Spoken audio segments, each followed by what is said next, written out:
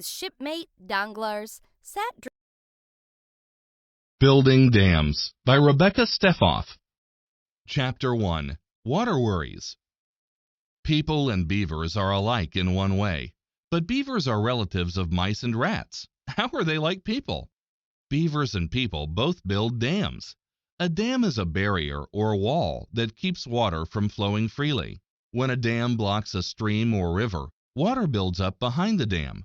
A pool or lake forms. Some dams happen on their own. Frozen water can make an ice dam. Rocks and dirt can slide down a hill to block a creek. Other dams were built by people or beavers. These dams are built to solve problems. Beaver builders. What are a beaver's problems? Why does a beaver need a dam? Beavers build dams to make ponds. The ponds are where beavers escape from bigger animals that might eat them, such as bears or coyotes. Beavers are good swimmers and can hide in their ponds out of reach. Ponds are also where beavers store their food. Beavers eat sticks and wood. In summer, they drag food into their ponds and pile it on the bottom. Even if the top of the pond freezes in winter, the beaver will not have to leave the safe pond to find food. To build a dam, a beaver cuts down trees with its sharp teeth. It drags the trees into a stream and stacks them.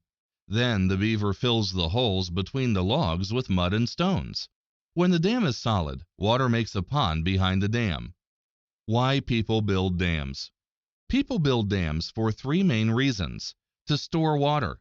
The lake that forms behind a dam is called a reservoir. People can use water from the reservoir for drinking and watering their crops. To control water flow. Dams let people control a river and prevent floods. Dams have spillways, channels that let water flow over the dam, or through it or around it. Dam operators open and close the spillways. This feeds a controlled amount of water into the river below the dam. To make electricity. As you will see in Chapter 3, many big modern dams make electric power. Old and new dams.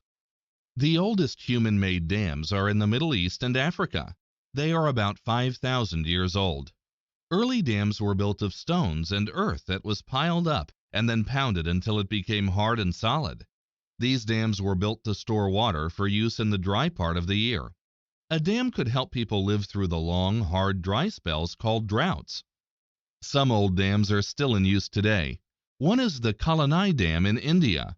It is more than 980 feet, 300 meters long, and was built of stone almost 2,000 years ago. A stone dam in Spain that was built by the ancient Romans is almost as old. Today, the largest dams are made of steel and concrete. Building a new dam is a big job. Chapter 2. Planning a dam. Making a modern dam is no job for a beaver. It takes more than logs and mud. Even before the dam is built, there is a lot of work to do.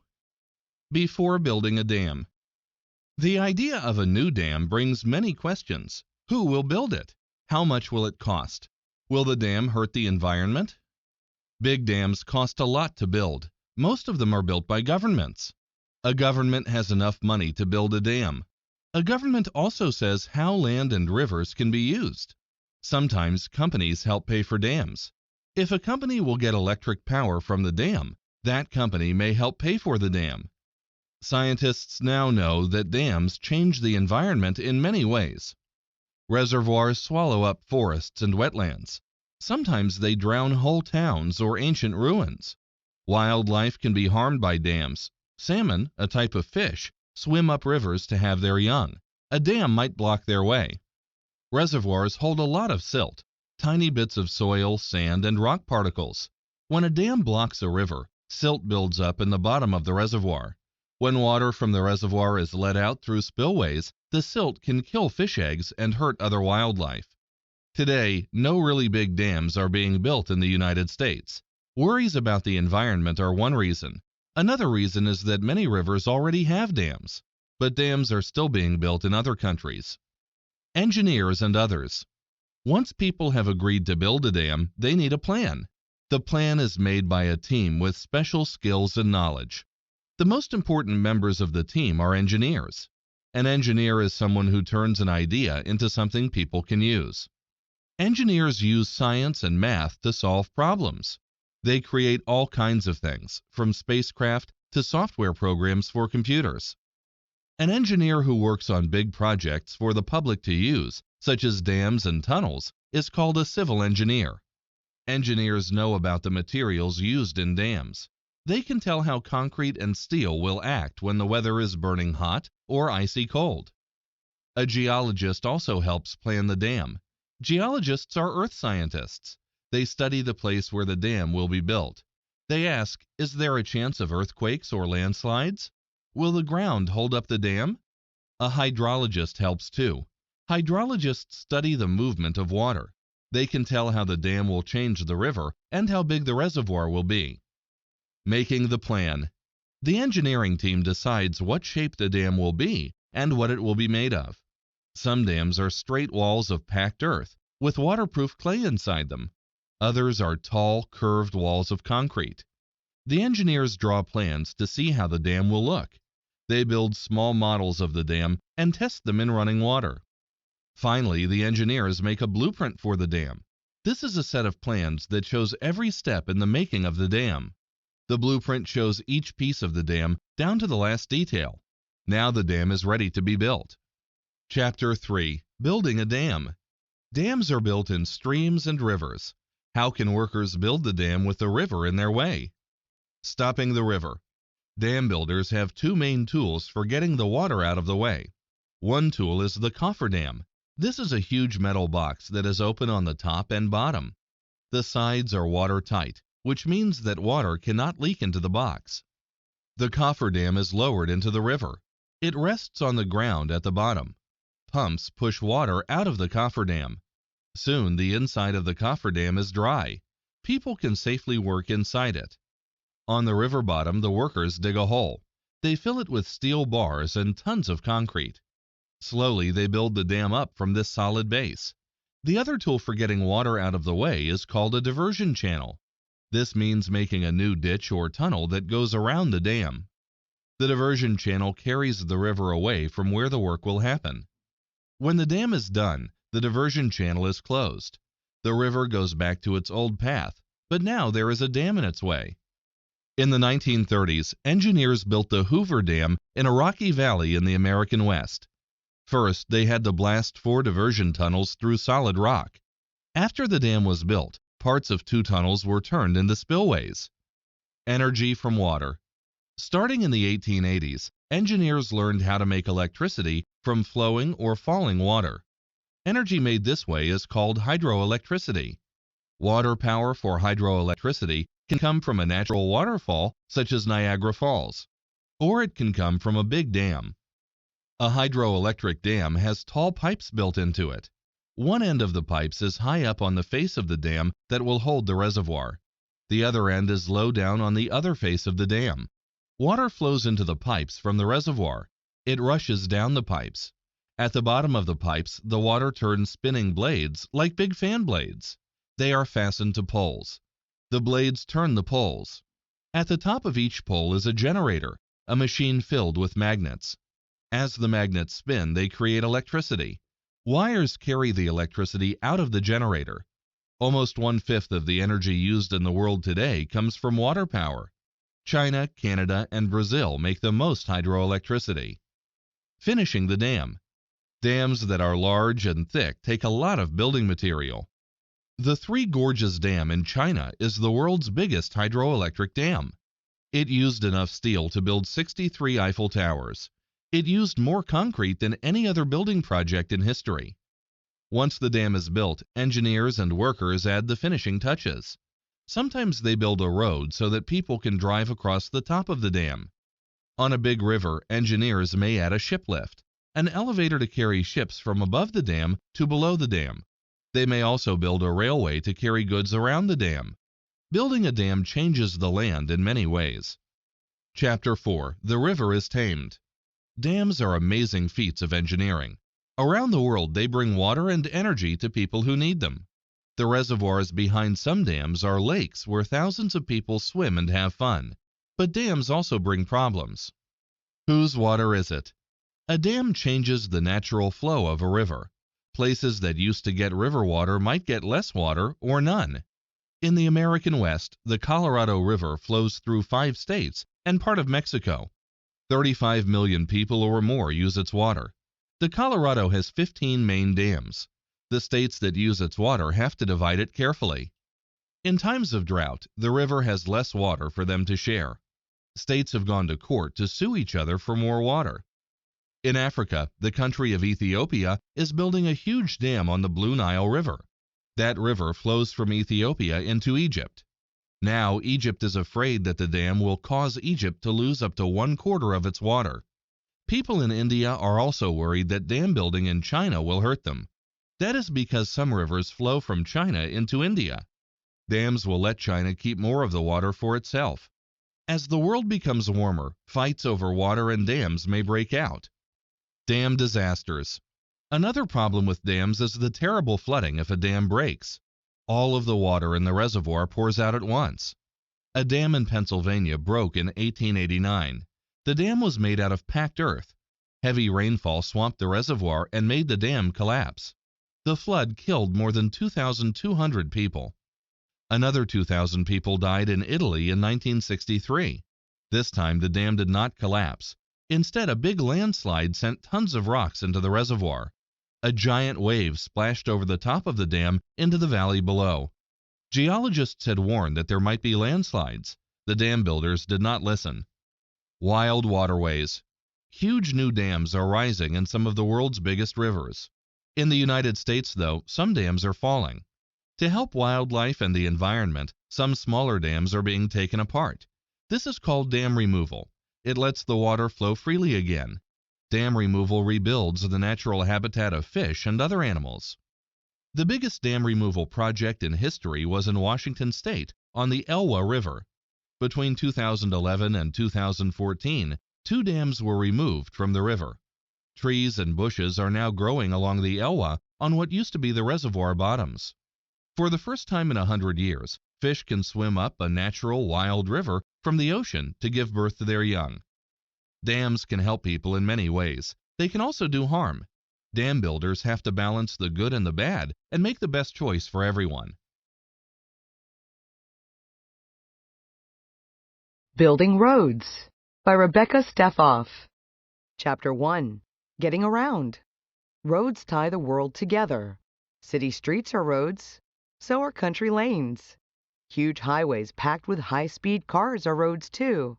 People, bikes, cars, and trucks go from place to place using roads. It wasn't always that way. A long time ago, people moved around without roads. Early humans traveled on foot. At times, they followed the trails that animals made. Over time, hooves and feet wore away the grass or bushes on these trails. A narrow dirt path remained. How did people go from using dirt paths to building modern superhighways? Road building took time. Over thousands of years, people have developed skills and learned to build the far-reaching highways we see today. What is a road? A road is any path of travel that has been improved or made better. Even a dirt path can become a simple road if people improve it. Imagine a path that has to twist and turn around a tree. You cut down the tree, then you move some big rocks out of the middle of the path. You have improved the path.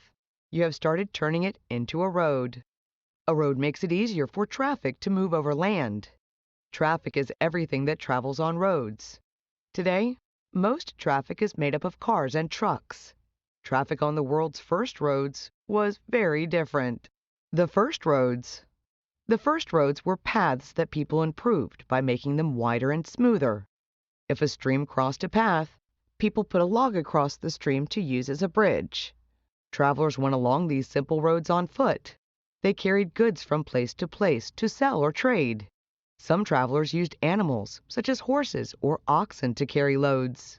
2 things made people build bigger and better roads. One of those things was the wheel.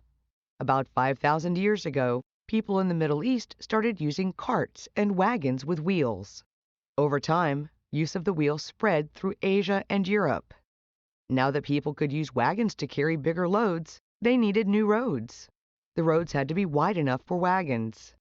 Roads also had to be covered with sand, gravel, or flat stones. This kept the roads from turning into mud when it rained. Wagons could get stuck in mud. The other reason for better roads was bigger armies. Kings wanted to move their armies around. This meant a lot of soldiers marching along at the same time. Armies could move faster on a wide, flat, smooth road than on a small track. Kingdoms with big armies started building new roads. Roman roads. The top road builders of the ancient world were the Romans.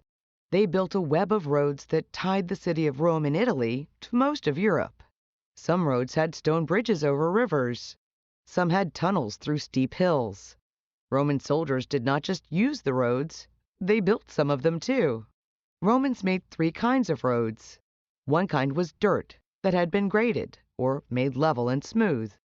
One kind was graded dirt with layers of gravel on top. The strongest roads were paved or covered with blocks of stone. Roman roads were the best in the world for hundreds of years. Some Roman roads are still in use. Modern roads. Today there are 3 main reasons to build a road. One is that roads can wear out. A new road might be built to take the place of an old one. Another reason is to put a road where no road has ever gone. That might mean building a road through a jungle or over a mountain range. The reason most roads are built today is because there is more traffic. More people, cars, and trucks need to use roads. That means that new or bigger roads must be built. Making a road today is a big job that takes a team of people. Chapter 2. First Steps. Before a road can be built, it must be planned. This can take longer than building the road. For an interstate highway that goes through more than one state, planning can take years. Engineers on the job. Engineers are the backbone of road building. An engineer is someone who turns ideas into things people can use. All engineers know some science and math. There are many kinds of engineers, such as electrical engineers and computer software engineers. Engineers who build bridges, dams, and roads are called civil engineers. Civil engineers have to know about materials. Many roads are paved with asphalt, a sticky black form of oil. Engineers know how asphalt acts in cold and hot temperatures. Concrete is another paving material. Engineers know how long it takes concrete to set or dry. When planning a road, engineers may want help from a geologist, a scientist who studies the earth and what it is made of. Geologists know about different kinds of soil and rock. They can tell whether landslides or earthquakes might happen along the new road. Another important member of the road building team is the surveyor.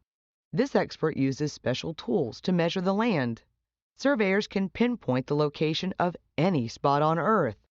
When roads are planned, surveyors lay out the route. They make sure the road gets built right where it is supposed to be built. Planning a road. Roads can be built by cities or states. If it's a big project, the U.S. government may be in charge. Getting ready to build a highway takes many steps. The first step in planning is to find out how the new highway will change the land around it. Do any endangered species live where the highway will run? Will the highway destroy forests or wetlands? The environmental review also looks at how the highway might change people's lives. Will it make a lot of traffic noise in people's houses? Will it block the way to schools or hospitals? Scientists, lawyers, and people who live near the planned road give their thoughts. If enough of them agree, the project goes ahead. Next, the highway is designed or planned in every detail. How many lanes in each direction? Where will it need bridges to go over rivers? Will it need tunnels through hills? Where will the lights and safety railings be put? Engineers study the flow of cars and trucks in the area. They think about how much traffic might grow in the years ahead. They want the highway to be wide and thick enough to handle the traffic. Still, they do not want to spend extra money to build a bigger highway than they need. Chapter 3. Building a road. Building a road happens in 4 steps. For a long road, builders work on one piece of the road at a time. They finish all the steps before they move on to the next piece. Step 1. Bridges and tunnels. Roads and highways sometimes need special structures. If a road is going to cross over another road or a river, it needs a bridge. If it is going to go through a rocky hill, it needs a tunnel. Builders usually start making these structures right away. If no new structures are needed, builders go straight to the next step. Step 2. Clearing and grading. The land where the road will go has to be cleared. This means getting rid of buildings, old roads, or trees. Clearing the path for a road can be a big job. Builders might use dynamite to blow up buildings. They might cut down many trees and haul them away. If the road goes through open country, clearing is easier. After the path is clear, the road builders grade it. They use bulldozers and other earth-moving machines to make it level and straight. Road builders cannot get rid of every hill. Small hills, though, are bulldozed away. The dirt from those hills may be mixed with gravel to fill in low places. The builders make a roadway slope down a little bit from the center to both edges. This lets rainwater run off the road. Next, the roadway is scraped to smooth out bumps and fill in holes. This is done with a machine called a grader. It has a long blade across the front with a flat edge. A driver moves the grader slowly along the right-of-way. Step 3. Paving. Once the roadway is graded, it can be paved. The roadway is given pavement, a smooth surface that protects it from rain. The pavement lets cars and trucks travel faster than on dirt or gravel. Some streets and highways are paved with concrete. This is the longest-lasting pavement. Builders can cut small lines or grooves into concrete. These let tires grip the surface of the road for safe driving. The other main pavement today is asphalt concrete, a mixture of asphalt and concrete. This is called blacktop because it is dark in color. It costs less than concrete, but does not last as long. Roads with low traffic may be paved with chip seal. Builders spread asphalt on the roadway. On top of that, they spread a coating of small pebbles. Then a machine with a heavy metal roller moves along the road, pressing the pebbles into the asphalt. Step 4. Finishing. The last step in building a road is putting in the details. Road builders use special trucks to paint the yellow and white traffic lines onto the road. They put up light posts. They make sure that all parts of the design, such as safety railings, are in place. Once the road is finished, there may be a special event to open it. A mayor or governor might cut a ribbon and make a speech. Now, the new road is ready to be used. Chapter 4. Roads in Use. The United States has more than 4 million miles of roads. That's enough road to drive to the moon and back almost 17 times. More than 2.5 million miles of road in the United States are paved. This includes almost 250,000 miles in the National Highway System. The rest of America's roads do not have pavement. Some are made of packed dirt. Others have a coat of gravel over the packed dirt. Most dirt roads do not cover long distances. They are inside parks or in farmland. Famous roads. Some roads are famous. They may be fun to drive on, or have beautiful scenery, or be dangerous, or all three. The most famous road in the city of San Francisco is Lombard Street. It snakes down a steep hill in a series of zigzags. It has been called the crookedest street in the world. A road in China has been called the most dangerous in the world. It is the Guoliang Tunnel Road. It hugs the side of a steep mountain cliff and is only 12 feet wide. A handful of villagers built the road in the 1970s to connect their village to the outside world. Now this difficult road is a tourist attraction. Route 66 is a famous American highway. Built in the 1920s, it ran from Chicago to California. Many Americans took this road to the western states. A popular song called Route 66 named many cities that the highway passed through. Parts of Route 66 still remain in a few states. The world's highest paved road between two countries is in Asia. This engineering wonder is called the Karakoram Highway. It runs through a mountain range to connect China and Pakistan. At its highest point, the highway is 15,397 feet above sea level. Roads for the future? Some road builders have exciting plans for the future. One idea is to paint lines on roads with paint that glows in the dark. This would help drivers stay on the road at night. Another idea is to make roads out of solar panels strong enough to be driven on. The solar panels could make heat to melt ice and snow from the roads. They could also make electricity to run traffic lights and even homes and businesses. With more and more people driving electric cars, some road builders are designing pavement with magnets in it. This would let people charge their cars with power while they drive. Roads have been around for a long time. They will be part of our world for a long time to come. Building Skyscrapers by Rebecca Steffoff. Chapter 1. Going Up. Cities are like living things. They change and grow. Cities get bigger when the number of people living in them goes up. Sometimes this happens when the people who live in the city have children. Sometimes new people move to the city from other places. Many of them come to look for jobs. All of these people need places to live, work, go to school, and shop. The city has to grow to make room for them. Where will people put the new homes and buildings they need? How a city grows. A city can grow by spreading out. New streets and neighborhoods rise up on the edges of the old city. They become part of the city. In time, more streets and neighborhoods are built. They are even farther out. The city gets bigger and bigger. Sometimes a city hits a limit. It cannot keep growing in all directions. Maybe the city sits on the edge of the ocean or has a river on one side. Maybe a swamp or a mountain keeps the city from spreading. If a city can just keep growing outward, it may get huge. The newest parts of the city will be very far from the center. People who live on the edge and work in the center would have to travel a long way every day. There is one way a city can grow even if rivers and mountains are in its way. It can get bigger without always spreading outward. A city can grow upward. Tall buildings. People have been building tall structures for a long time. The Great Pyramid of Giza in Egypt was built more than 4,000 years ago. It is 479 feet, 146 meters high. For more than 3,000 years, it was the tallest thing built by humans in the world. The Great Pyramid was the burial place of a king. It was not made for people to live in.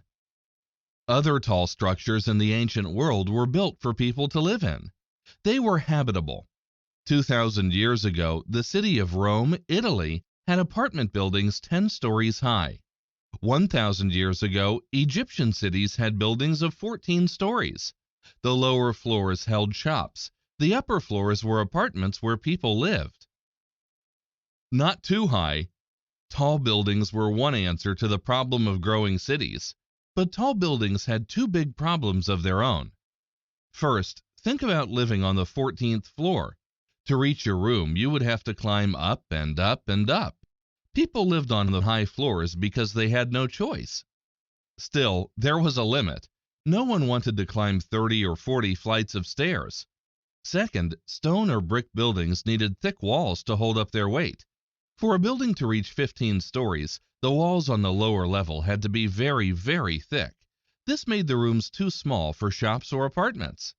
The answer to these problems was the skyscraper. Chapter 2. What is a skyscraper? Not just any building can be called a skyscraper. A skyscraper has to be habitable. It also has to rise higher than a lot of the buildings in the same city. How tall does a building have to be called a skyscraper? The answer depends on where and when it was built. In 1885, a new building opened in Chicago. It was 10 stories tall. That building towered over everything around it. It was a skyscraper in its day. Today, a 10-story building would not be called a skyscraper. Now a building needs to be 330 feet, 100 meters tall, or taller to be a skyscraper. A lot of skyscrapers are much, much taller. 2 secrets to building skyscrapers. Do you remember the 2 problems with tall buildings? One problem was too many stairs. The other problem was thick walls of stone or brick. New inventions solved those problems. The invention of the elevator solved the problem of too many stairs. An elevator is a box big enough to hold people. It moves up and down inside a building on cables or strong ropes made of steel. After elevators were invented in 1852, people did not have to climb to the top floors of tall buildings. Steel also solved the problem of thick walls. A frame made of beams or long pieces of steel can hold up a building from the inside, like a skeleton. It takes much less space than huge blocks of stone. Thin walls of brick or even glass can hang from the frame. This kind of wall is called a curtain wall. It is the outer skin of a skyscraper. Planning a skyscraper. The 10-story building that opened in Chicago in 1885 used this new kind of construction with a frame and curtain walls. It started an age of skyscraper building in Chicago, New York, and other cities. All skyscrapers start with a plan. Architects and engineers work together to plan skyscrapers. Architects design buildings. They design how buildings will look and how the space inside them will be divided into rooms. Engineers are experts in how to build things and in what materials to use. They know how much weight steel can hold and how long it takes concrete to dry. Engineers turn ideas or plans into real structures. They tell an architect if a design can be built or if it needs to be changed. They make sure the design will stand up to high winds. Wind puts a lot of pressure on skyscrapers. Planning a skyscraper takes a team. A geologist might be part of the team. Geologists study the earth. They can tell whether the ground will support the skyscraper. Together, the team draws a plan. They also build small models to show how the building will look. Everyone has to agree on the plan. The company that is paying for the building has to like it. The city where it is being built has to say yes, too. Then it is time to start work. Chapter 3. A Tall Job. A skyscraper reaches for the sky. Before engineers build it, they must burrow into the earth. Tall buildings need strong foundations, the bottom layers that hold everything up. For a skyscraper, the foundation goes down into the ground. Digging down. Workers dig a big hole where the skyscraper will stand. They use special machines to move large amounts of earth. One important machine is called an excavator. It moves on tracks, like a tank. The driver of the excavator steers a big scoop on a long arm. It reaches out and grabs a load of dirt, then dumps it into a truck to be carried away. For the tallest skyscrapers, the excavation goes all the way down to solid rock. Other skyscrapers stand on hard clay. Building the frame. A skyscraper's frame is made out of steel beams. The up and down beams are called columns. The side-to-side beams are girders. Beams used to be fastened together by thousands of steel bolts called rivets. Today, builders still use some rivets, but they also fasten metal pieces together with hot, melted metal. This is called welding. Many skyscrapers look like a set of big steps as they go up. The bottom may cover a whole city block, but the top is not as wide. Those steps are called setbacks. Setbacks make the top part of the skyscraper way less. They also let more light and air reach the street. Builders work from the foundation upward. First, the columns for each level are set in place. Then the girders are fastened to the columns. Once a few levels are done, some workers start hanging the curtain walls on the frame. Other workers keep building the frame upward, hanging the walls. The outer skin of a skyscraper can be made of many things. Curtain walls can be made of glass, thin sheets of stone, or metals that are light but strong. Many buildings use all three materials. A lot of modern skyscrapers have outer walls that are mostly glass. Sometimes the glass is made to work like a mirror. A person standing on the street may see clouds drifting across the face of the skyscraper. The building is a big mirror that reflects the sky. As the curtain wall is put in place, workers start constructing the inside of the building. They put floors and ceilings on the web of girders. They build walls to separate the rooms and hallways. The tall, narrow shafts that will hold the elevators are built at this time. Skyscrapers need a lot of elevators. Some elevators only go to the highest floors. When the frame and the curtain walls are done, the inside of the skyscraper can be finished. Bathrooms, lights, and carpets are put in. Inspectors check to make sure everything works. They also check the safety equipment, such as fire alarms. Once everything is ready, people and businesses move into the new skyscraper. Chapter 4. Reaching for the Sky.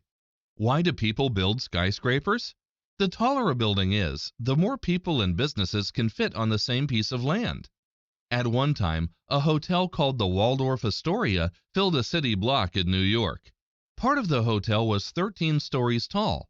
Part was 17 stories tall. It had restaurants and rooms for travelers. Today, the Empire State Building stands on that same block. When the Empire State Building was finished in 1931, it was the tallest building in the world. It was almost 40 years before a taller building was built. The Empire State Building has 103 stories. Many more people use that city block now than when it was a hotel. People also build skyscrapers just because they can. Architects and engineers love the challenge of creating a tall tower. The companies and governments that pay for skyscrapers take pride in their huge structures. Countries and cities that have the world's biggest buildings are proud of them too. Super tall buildings draw visitors from around the world. The world's tallest buildings.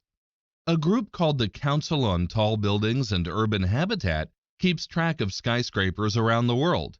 It studies the way these huge buildings change cities. It also keeps a list of the world's tallest buildings. At the beginning of 2015, the tallest building was the Burj Khalifa. Its name means Khalifa Tower in Arabic. This structure rises above the city of Dubai in the Middle East. The Burj Khalifa was finished in 2010.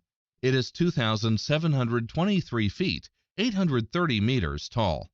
But the top of the building is a tall spire or point. Only 1,918 feet, 585 meters of the Burj Khalifa is habitable. That part houses offices, a hotel, and apartments on 163 floors. The second tallest building in the world is the Mecca Royal Clock Tower Hotel in Saudi Arabia. Like the Burj Khalifa, it has a spire. With the spire, the building is 1,972 feet, 601 meters tall. Without the spire, the part that is habitable is 1,833 feet, 559 meters tall. One World Trade Center in New York City is the third tallest building in the world, with its spire at 1,792 feet, 546 meters tall. The habitable part is 1,268 feet, 387 meters tall. One World Trade Center has 94 floors above the ground, 5 floors below the ground, and 73 elevators. The next 6 tallest buildings in the world are all in Asia. In fact, Asia has most of the 50 tallest buildings. The United States has 7. The future of skyscrapers. Buildings even taller than the Burj Khalifa are already being planned. Some are being built. In Saudi Arabia, work has started on the Kingdom Tower. When it is finished, it will be 3,281 feet, 1,000 meters tall. The skyscrapers of the future may look different from those of today. Architects and engineers are always coming up with new ideas. One idea is the garden wall. Gardens hanging on the outer walls of skyscrapers could help clean the air. They could also be used to grow food. Another idea is the energy farm. Windmills and solar panels on skyscrapers already make energy for some buildings. And who says skyscrapers have to go up in a straight line? Future structures could be shaped like wings or arches. One thing is certain, the builders of skyscrapers will keep reaching for the sky.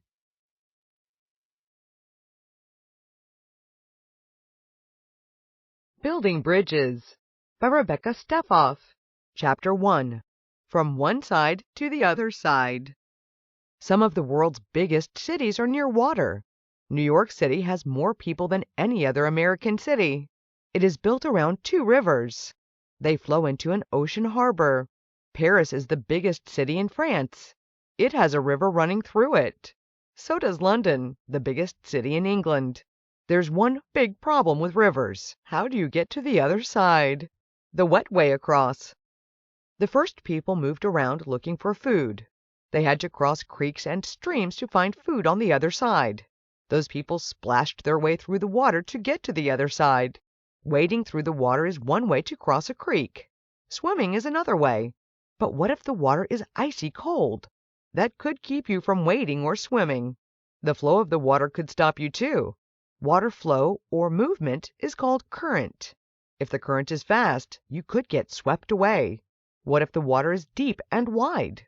You might be able to walk across a creek. You might swim across a stream. But a river might be too deep to walk across.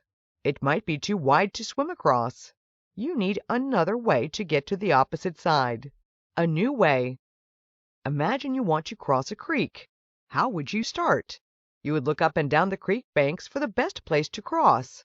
Not far away, you see a tree that has fallen down. Its trunk lies across the creek. One end of the trunk is on your side. The other end is on the opposite side of the creek. The tree is big enough to walk on. It looks better than trying to walk or swim through the water. You carefully walk along the fallen tree. It takes you to the other side of the creek. You have just used a bridge. A bridge goes from one side to the other side of something. Most bridges are over water. They cross creeks, rivers, and lakes. Some bridges go over busy streets so people can walk safely across. Bridges can also cross canyons. A canyon is a valley with steep sides, like the Grand Canyon. Often there is a river at the bottom of the canyon. Making bridges. The first bridges that people made were simple. Suppose there was no fallen tree across a creek. People just cut down a tree to make a bridge. People still make bridges by putting a log or a board across a small creek. This is the easiest kind of bridge to build. But a board is not big enough to cross a river. The distance that a bridge has to cross is called its span. People had to learn to build bridges that could span rivers or valleys. The ancient Romans built bridges with blocks of stone. Some of their bridges are still in use today. They are about 2,000 years old. Today, big, new bridges are made of metal. They have to be strong. They carry many people, cars, trucks, and trains every day. Chapter 2. Making a plan. There are 3 main reasons to build a bridge. Old bridges can wear out. An old bridge can be dangerous. If it starts to wear out, it may collapse or fall down. Sometimes it is easier to build a new bridge than fix an old one. More people and cars. When the number of people goes up, a city may need more bridges.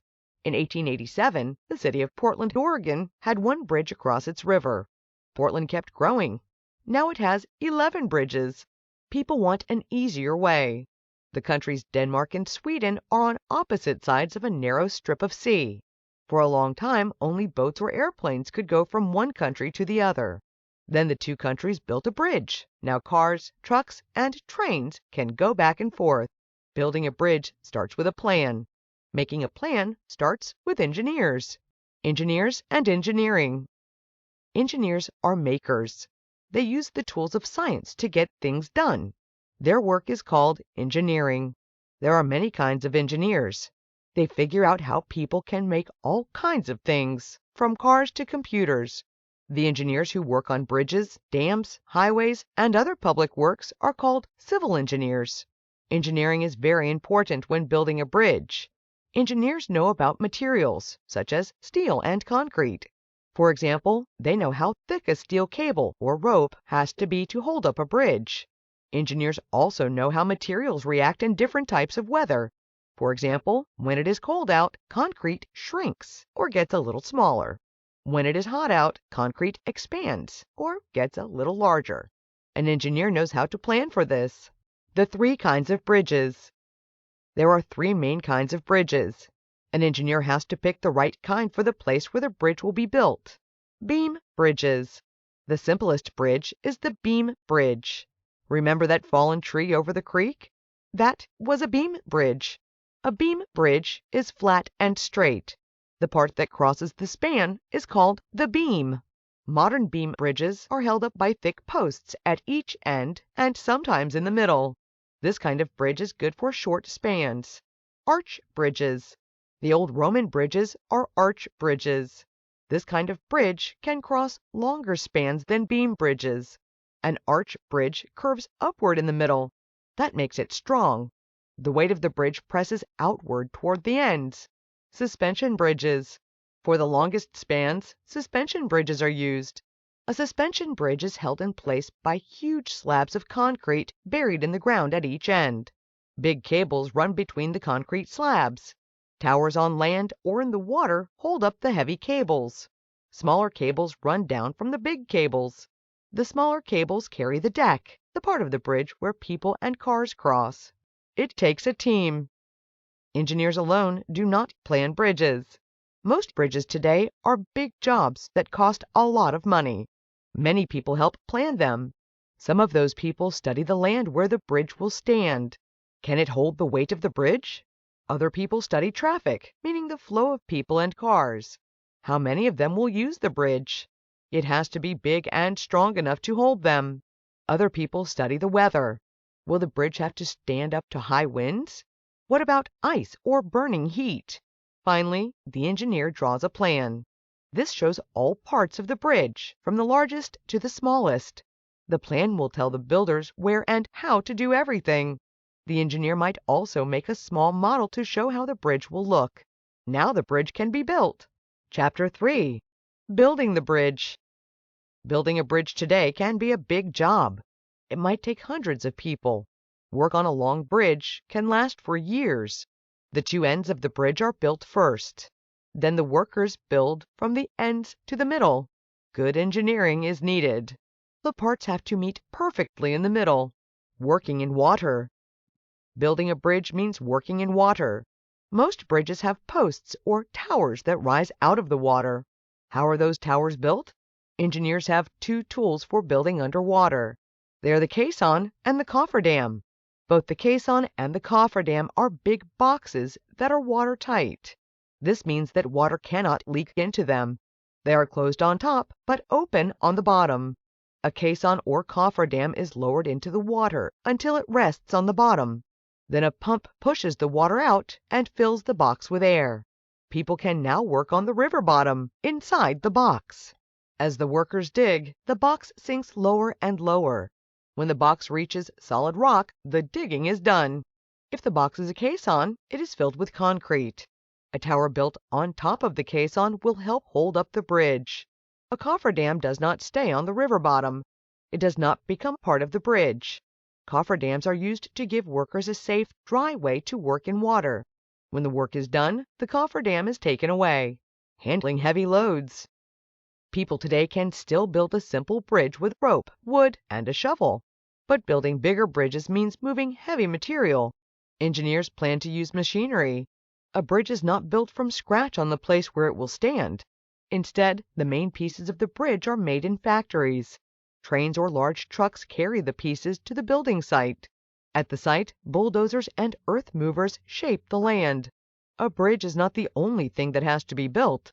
The engineers and workers also have to build roadways so that people can get on and off the bridge. Flat boats called barges carry caissons and cofferdams out into the river. The barges have special machines called cranes. The cranes lift the caissons and cofferdams. Then they lower them into the water. Taller cranes called tower cranes lift huge pieces of the bridge into the sky. Then the crane driver slowly lowers each piece into the right place. The deck of the bridge is made in sections. Each section has long pieces of steel covered with concrete. The center section goes in last. When it is in place, the bridge is done. People can now walk or drive across it. Chapter 4. A better way across. Pioneers who crossed the country to settle in the American West traveled a hard road. For some, the hardest part was crossing the Snake River. The Snake River winds through Idaho and Washington. For much of the way, it lies at the bottom of a tall canyon. Pioneers had to lower their wagons and animals down the steep canyon walls. Then they chose the best place to cross the river. After that, they had to climb up the other side of the canyon. Many pioneers lost their wagons in the Snake River Canyon. Some lost their lives. Today, dozens of bridges cross the canyon. People can drive safely and quickly over the Snake River. All over the world, bridges make life easier for people. Two of the most famous bridges in America were built to solve big traffic problems. Brooklyn's Big Bridge. The Brooklyn Bridge in New York City took 14 years to build. The bridge spans the East River between two boroughs, or parts of the city, called Manhattan and Brooklyn. Before the bridge, the East River was jammed with boats. They carried people and goods between the two parts of the city. Storms made the water rough. Winter turned it to ice. People wanted an easier, safer way to get around. The Brooklyn Bridge was an engineering wonder. When it was built, it was the longest suspension bridge in the world. On the day the bridge opened, more than 150,000 people and 1,800 cars crossed it, bridging the bay. San Francisco also needed a bridge. The city sits on a point of land surrounded on three sides by water. As the city grew, people built homes across the water. Every day, thousands of people had to go from their homes to their jobs in the city, and then back home again. From the city, there were two ways to reach the towns on the other side of San Francisco Bay. One was to drive around the bay. It was a long drive that took many hours. The other way was to cross on a boat. Waiting in line to get on a boat could also take hours. Finally, in 1933, the city started building a bridge across the bay. It took 4 years. The suspension bridge went from San Francisco to a point of land just opposite the city. It swooped over the entrance to the bay.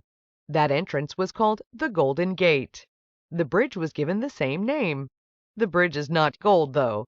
It is painted dark orange. People around the world know the Golden Gate Bridge by its special color.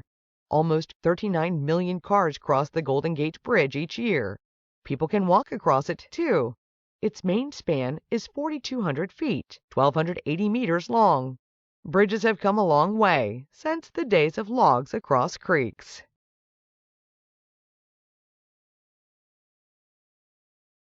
Building dikes and levees. Chapter 1. Fighting floods. Water is important. Every animal and plant needs it. But too much water can be a big problem.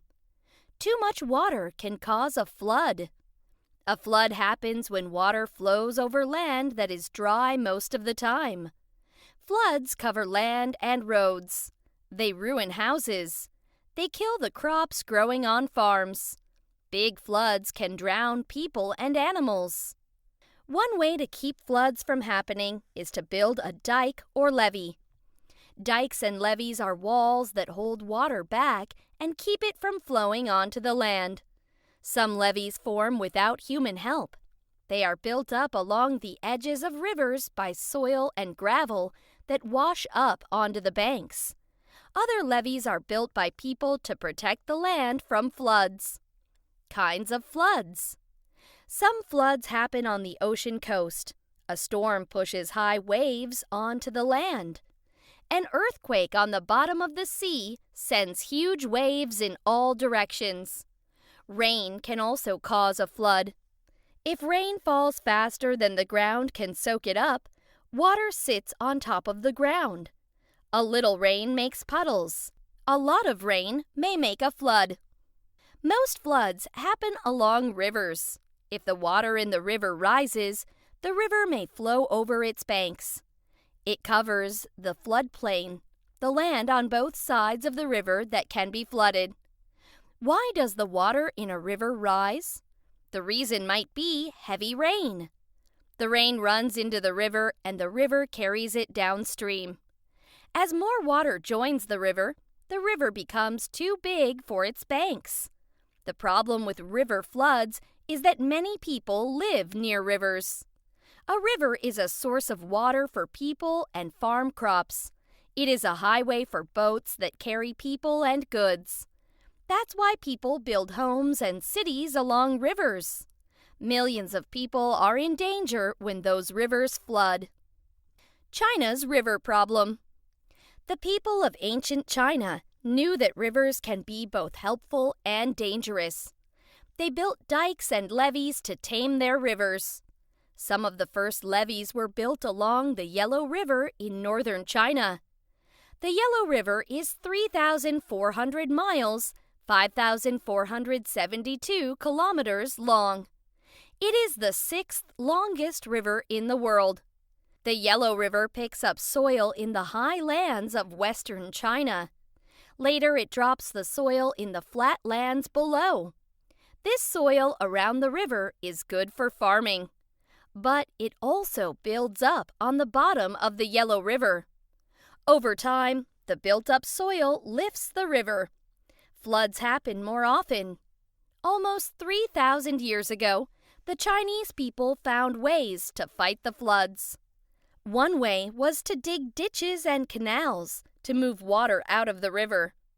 These human-built waterways carried river water into farm fields.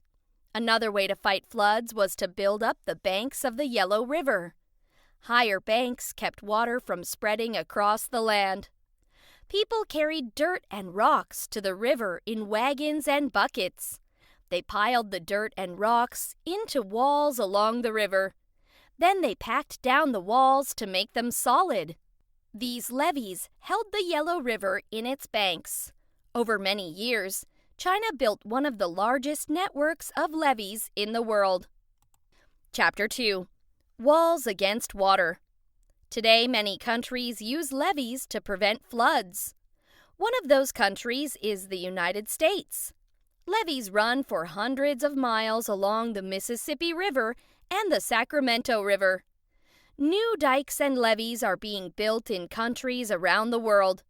Before a levee can be built, the builders have to make a plan. Planning a dike or levee.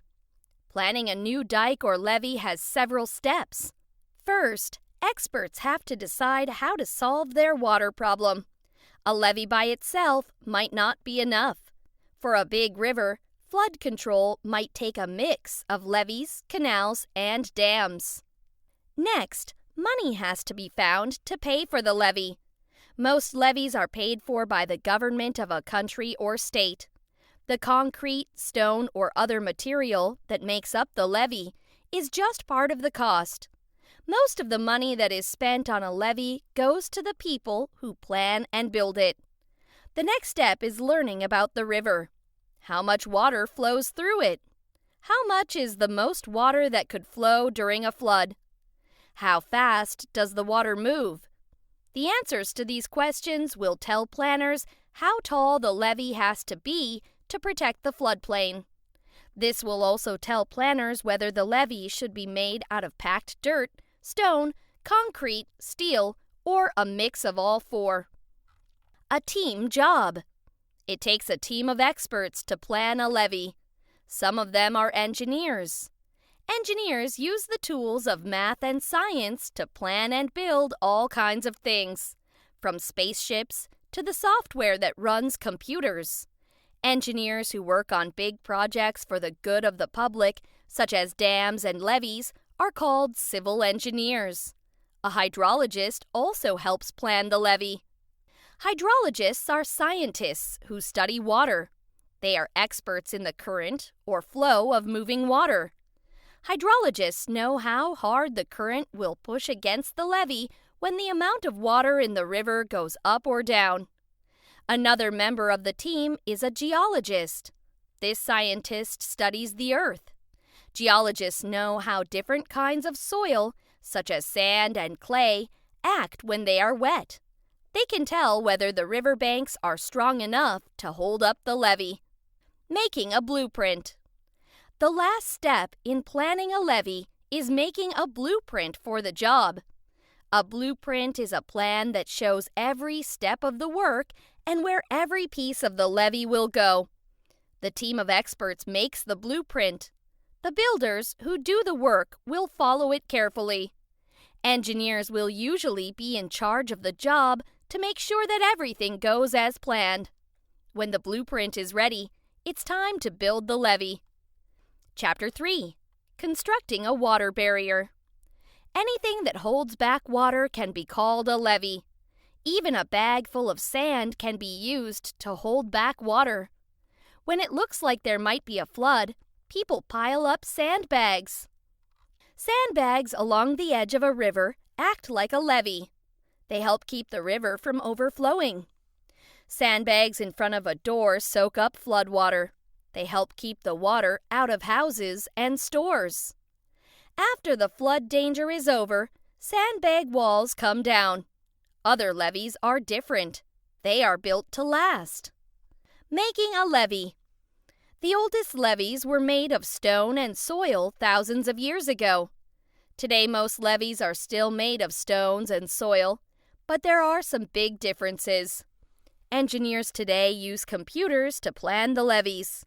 They use big machines such as dump trucks, bulldozers, and steam shovels. These machines can move tons of rock and earth in a few days. The first step in making a levee is to prepare the ground. Workers make sure that the place where the levee will stand is flat and level. The next step is to build the levee. Workers build in layers, first stone, then sand or soil, then more stone, then more soil. Each new layer is a little smaller than the last layer. The levee slants inward from bottom to top, like a pyramid. Because levees are wider at the bottom than at the top, they are strongest at the bottom. This makes them harder to wash away. Most levees are flat on top. People can walk along the top of the levee to check it for damage. They can pile sandbags on the flat top in case of high flood. Protecting dikes and levees. Water that is moving washes the land away. This is called erosion. If the land is solid rock, erosion by rain, rivers, or ocean waves is slow. If the land is loose soil, erosion happens fast. Erosion is the biggest problem for levees. A flood can erode a riverbank or a levee overnight. Even the slow day-by-day flow of the river's current can weaken a levee over time. Levee builders have ways to protect the levees from erosion. One way is to plant special kinds of grass. The strong roots of the grass make a web in the soil that helps hold the levee together. This is why many levees look like long, grassy hills. Another way to protect a levee is to use waterproof material. On the side that faces the water, a levee may be covered with concrete, metal, or plastic. Or metal bars may be driven deep into the ground along the levee to help hold the stones and soil in place. Other water barriers. Not all dikes and levees run along riverbanks. In many places, people have built dikes to hold back the water of the oceans. Sometimes these barriers are called seawalls. They protect low-lying land from extra high waves and storms. Chapter 4. Do levees work? Dikes and levees do a lot of good around the world. Together with dams and canals, they help people control an important natural resource, water. For millions of people, levees and dikes are the first line of protection against floods. Sometimes, though, levees fail. What happens then can be a disaster. Levee failures. When floodwater fills a river, the river wants to spread out across its floodplain. If a levee keeps the river from spreading out, all the water stays in the river. This makes the river deeper and faster. The river pushes harder against its banks and against the levees. Levees may keep a river from flooding in one place, but downstream from that place, the river is more powerful. It might become strong enough to break through the levees there and cause a flood. Levees fail in two ways. One way is overtopping. This happens when the water in a river rises high enough to spill over the top of the levee. The other kind of failure is called a breach. This is a crack or hole in the levee. A breach can be caused by erosion or by the force of a lot of fast-moving water, or by logs or other things crashing into the levee. After the first breach, a whole section of the levee may be swept away. Breaches are worse than overtoppings. When a river overtops its levee, there is a flood, but the levee is still there when the water level in the river begins to go down. The flood may not last a long time, and only some of the water will flow onto the land. When a levee is breached, there is no wall of protection. Much of the river may pour out through the broken wall. This kind of flood can last for a long time, and when the floodwaters disappear, the levee must be repaired or replaced. Historic floods. Levee failures have caused huge floods. In 1887, Heavy rain filled China's Yellow River to the bursting point. More than 1 million people died. 2 million were left homeless. In 2015, a hurricane named Katrina swept through the American city of New Orleans. The city sits on the Mississippi River. Much of the city lies below the river level, protected by dikes and levees. Katrina drove high water and winds against the dikes and levees of New Orleans. Some were overtopped. More than 60 were breached. Much of the city was flooded. Water stood 10 feet, 3 meters deep in some places. Engineers learned from each levee disaster. Their goal is to build better water barriers for the future. Some of the world's best builders of dikes and levees are Dutch. Their country, the Netherlands, has a long history of building walls against water. The Dutch make new land. The Netherlands is a small, mostly flat country in Europe. It is bordered by the North Sea. For hundreds of years, the Dutch people have built dikes and seawalls to protect their low-lying country from storms and waves. The Dutch did not use dikes just for protection from a stormy sea. They used them to make new land. As early as 500 years ago, the Dutch started to drain lakes and ponds. First, they built dikes around the lakes. Then they used the power of windmills to pump the water out of the lakes.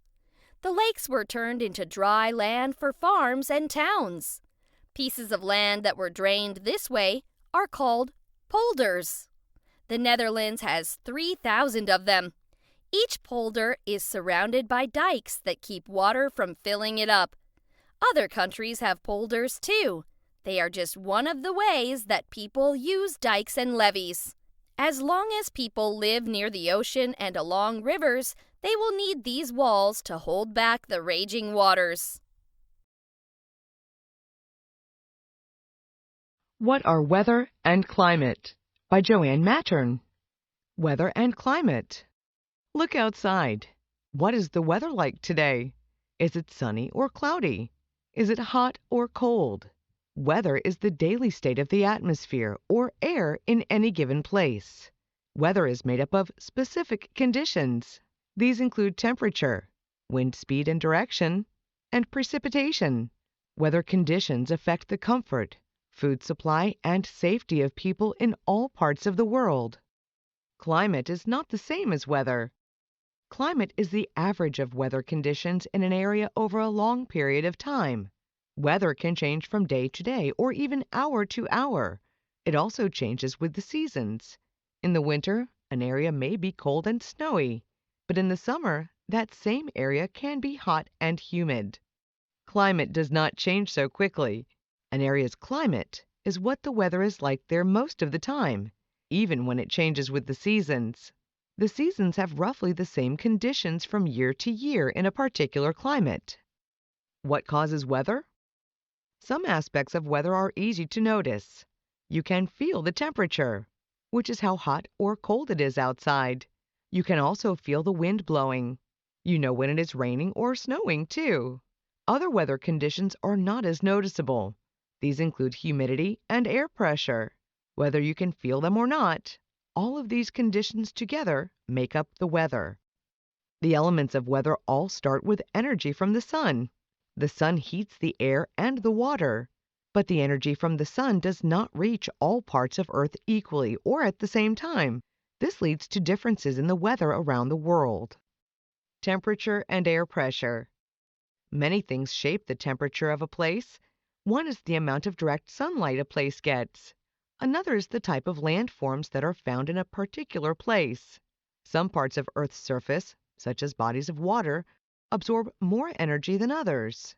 Temperature is also affected by how cloudy a place is. Clouds block some of the sun's rays during the day, but they can also help keep warm air near the ground at night.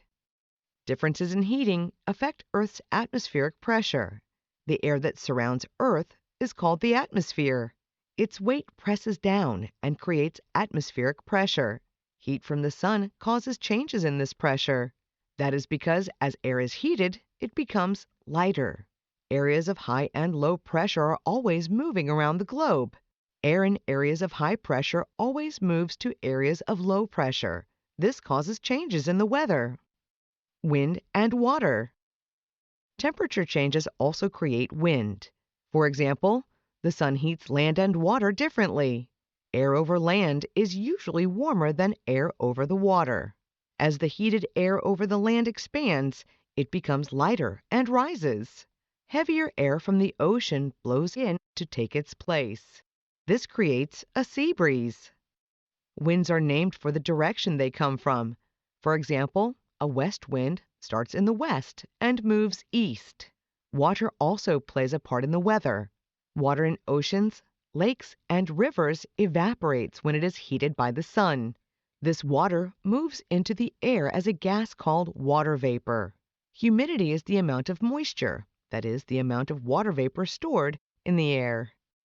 Warm air can hold more water vapor than cold air. That is why it often feels humid in the summer, while the air in the winter feels dry. As water vapor moves higher into the sky, it cools down. That is because the temperature of the air is generally cooler as it moves away from the surface of Earth. The vapor starts to turn back into a liquid, as water droplets. The water droplets together form clouds. When many droplets come together, they form larger, heavier drops. At some point, they get too heavy to stay in the cloud, and they fall to Earth as precipitation. There are many different types of precipitation, depending on the temperature of the air. If the temperature is warm, water droplets in the clouds will fall as rain. If it is cold, the droplets freeze and form snowflakes. What is climate? Meteorologists keep track of the weather conditions throughout the world. They describe the climate of an area by comparing the measurements of certain conditions over a long time. For example, they have kept track of the temperatures every day in the last 100 years in Chicago, Illinois. They are able to tell us that the temperatures in September are usually between 57 and 76 degrees Fahrenheit, 14 and 24 degrees Celsius. The weather conditions in an area can change a great deal from year to year, but over a long time, patterns can be seen. The patterns show that weather conditions occurring in one part of one year are very similar to weather conditions that occur in other years. The highest and lowest temperatures ever recorded at a site are also important to know. They give an idea of the range of temperatures one might experience in that location. Latitude. Certain features make the weather in an area the same from year to year. One of those features is the latitude of a place. Lines of latitude, also called parallels, circle Earth parallel to the equator. The lines describe how far north or south of the equator a place is located. The latitudes closest to the equator are called the tropics. They are almost always warm because they get direct sunlight all year long. Places that are far away from the equator do not get a lot of direct sunlight. These places, such as the North and South Poles, have cold temperatures. Oceans and winds. Oceans affect climate in several ways. Most of the sun's heat is absorbed by the oceans. As the oceans warm up, water evaporates and turns into water vapor. The water vapor makes the air warm and wet. Because of this, land near an ocean usually has a milder climate than land away from the ocean. Ocean currents also play an important role in climate. Winds move warm water from the tropics to the poles, and cold water from the poles toward the tropics. Some of the major currents move in set patterns.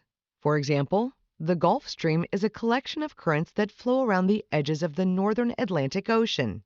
It brings warm waters to northern areas and colder waters to the south. This keeps cities near the coasts warmer or colder than areas further inland. Like the ocean currents, certain wind patterns make a difference in climate as well. Warm, moist tropical winds blowing from east to west are known as easterlies.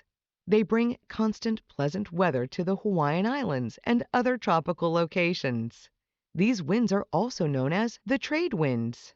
Long ago, they helped power the sailing ships of traders. Winds that change direction twice a year are called monsoons. They often bring wet summers and dry winters to the regions where they blow. The most well-known monsoons occur in South Asia.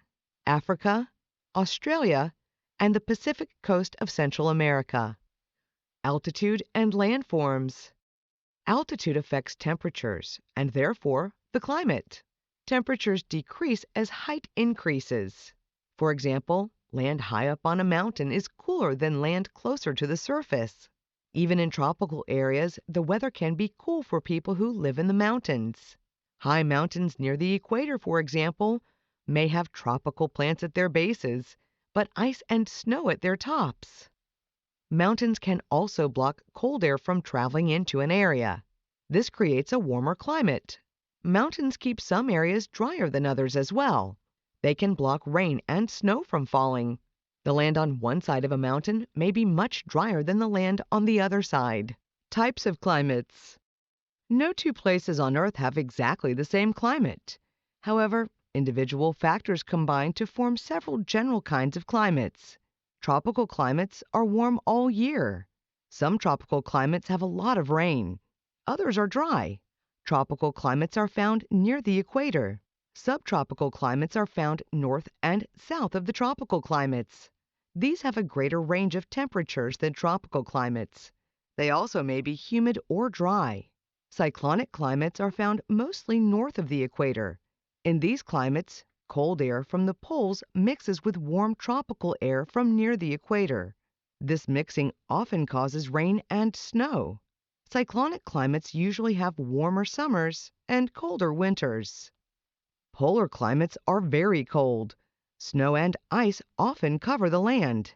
Some polar areas always have a layer of frost below the soil. This layer is called permafrost. Highland climates are cooler than lowland climates on the same line of latitude. Highland climates have a great range of temperatures between day and night. They tend to be humid and cooler than the lower lands nearby. Within each of the general climate types, there is a great deal of variety. For example, the island of Hawaii covers about 4,000 square miles, 10,360 square kilometers in the Pacific Ocean. It is near the equator, so it has a tropical climate in general. However, the eastern side of the island gets much more rain than the western side. If you climb one of Hawaii's mountains, you will find that the top of the mountain is cold and dry. Meanwhile, areas near the ocean are warm and wet. Climate and humans. Weather and climate affect people in many different ways. Weather affects what clothes people wear, how we spend our time, and how we travel. Climate determines what kind of food can grow in an area and how much energy we use to stay warm or cool. Climate even determines where people can live. If a climate is too cold or too hot, too wet or too dry, certain animals and plants cannot survive there. People can also have an effect on the climate. People burn fuels, such as oil and coal, to run our cars and power our homes. When we do that, the fuels release gases into the air. These gases trap heat on Earth. Scientists think that this will make Earth warmer over time. This is called global warming. Global warming could lead to changes in our everyday weather and our climate. Storms may be more powerful, for example. Global warming can also cause polar ice caps to melt. This would cause sea levels to rise. Plants, animals, and buildings along coastlines would be in danger. Lionel Messi, soccer's top scorer. Karen Burstein. Introduction. Soccer is by far the world's most popular team sport. Part of that popularity comes from how little equipment is needed to start a game. With just a ball and goalposts, even improvised ones, you can get a game of soccer going pretty much anywhere. This is an important consideration in many less economically developed countries where kids may not have access to expensive clubhouses or sporting equipment. In an April 2011 match, Lionel Messi dazzled fans at the Camp Nou Stadium in Barcelona, Spain, with his fancy footwork and superb control of the ball, skills that have made him a living legend of soccer. In Argentina, A soccer player named Lionel Messi showed many of the traits of a standout player from an early age.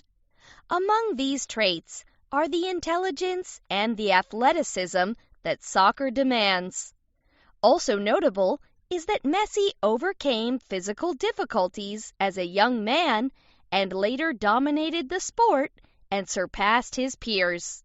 Today, he is a living legend. Messi plays forward on both Argentina's national team and for FC Barcelona, a popular team in Spain.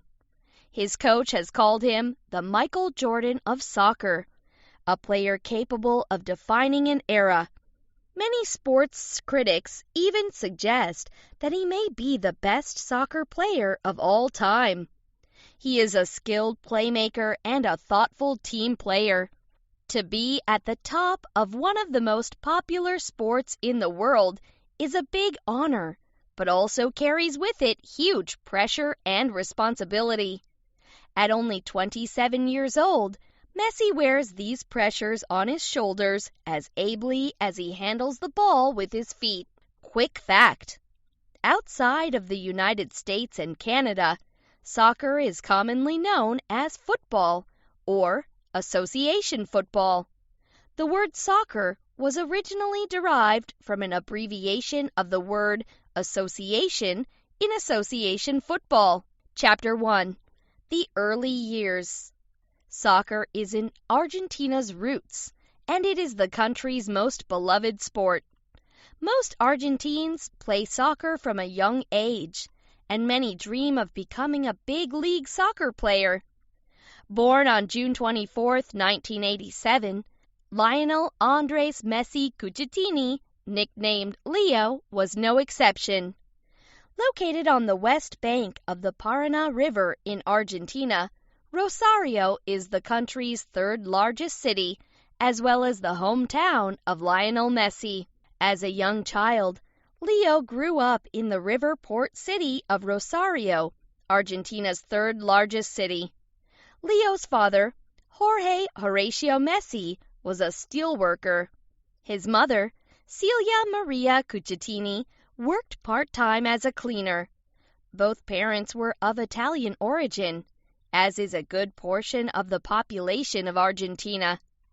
Leo was the Messi's third child after older brothers Rodrigo and Matias. His younger sister, Maria Sol, was born when Leo was 8 years old. Fancy footwork at a young age. Like many Argentine children, the Messi boys looked up to Diego Maradona. Maradona was a superstar of Argentine soccer. In the quarterfinal of the 1986 World Cup, he scored the famous Hand of God goal. He illegally hit the ball with his hand, but the referee mistakenly thought he had used his head, which is allowed. After scoring another spectacular goal 4 minutes later, Argentina won the match. Argentine soccer superstar Diego Maradona is shown here celebrating his country's victory at the 1986 World Cup. Maradona is considered a hero by many Argentine fans of soccer and an inspiration for amateur soccer players. Leo started playing soccer at the age of 5. He would follow his brothers to the pitch where Grondoli, the local soccer club, played. At first, Leo would kick soccer balls against a wall and imitate the moves of the older boys. However, eventually some of the coaches noticed his flair and effectiveness. They asked him why he didn't join in with the older boys, despite his smaller size. Leo didn't shy away from the challenge. This was in part due to his grandmother's encouragement. She would convince the coaches to play Leo, who was small even for his young age, against the biggest of the boys. Estadio Marcelo A. Bielsa in Rosario, Argentina, is the home of the Newell's Old Boys Soccer Club, where Messi began playing in the youth division at age 8. Quick fact: his first big fan, Leo's grandmother, later passed away when he was only 10 years old. To this day, every time Leo scores a goal, he points to the sky in a salute to his grandmother. By age 8, Leo had joined the youth team of Newell's Old Boys, a Rosario-based top division soccer club. There he started to show the phenomenal skills that made him a handful for any opposing team. The masterly way he worked the ball with either foot, his strength, and his playmaking all made him a key player. Leo already showed many signs of the Messi that is well known today. Finding his way off the field. While he excelled as a soccer player, Messi recalls feeling at home and comfortable only on the soccer pitch. He was shy to the point of being almost entirely silent. At school, he would have his friends raise their hands to ask questions for him. He didn't show much interest in activities other than soccer. For example, he did not read much, and as an adult, he admits that he has read very few books cover to cover. Family, friends, and football, soccer in Spanish, seemed to be his main interests, as well as food. As an adult, Messi says he is encouraged to excel at soccer out of his desire to challenge himself and improve at the sport. However, as a child, sweet treats were Leo's incentive, especially his favorite, alfajores.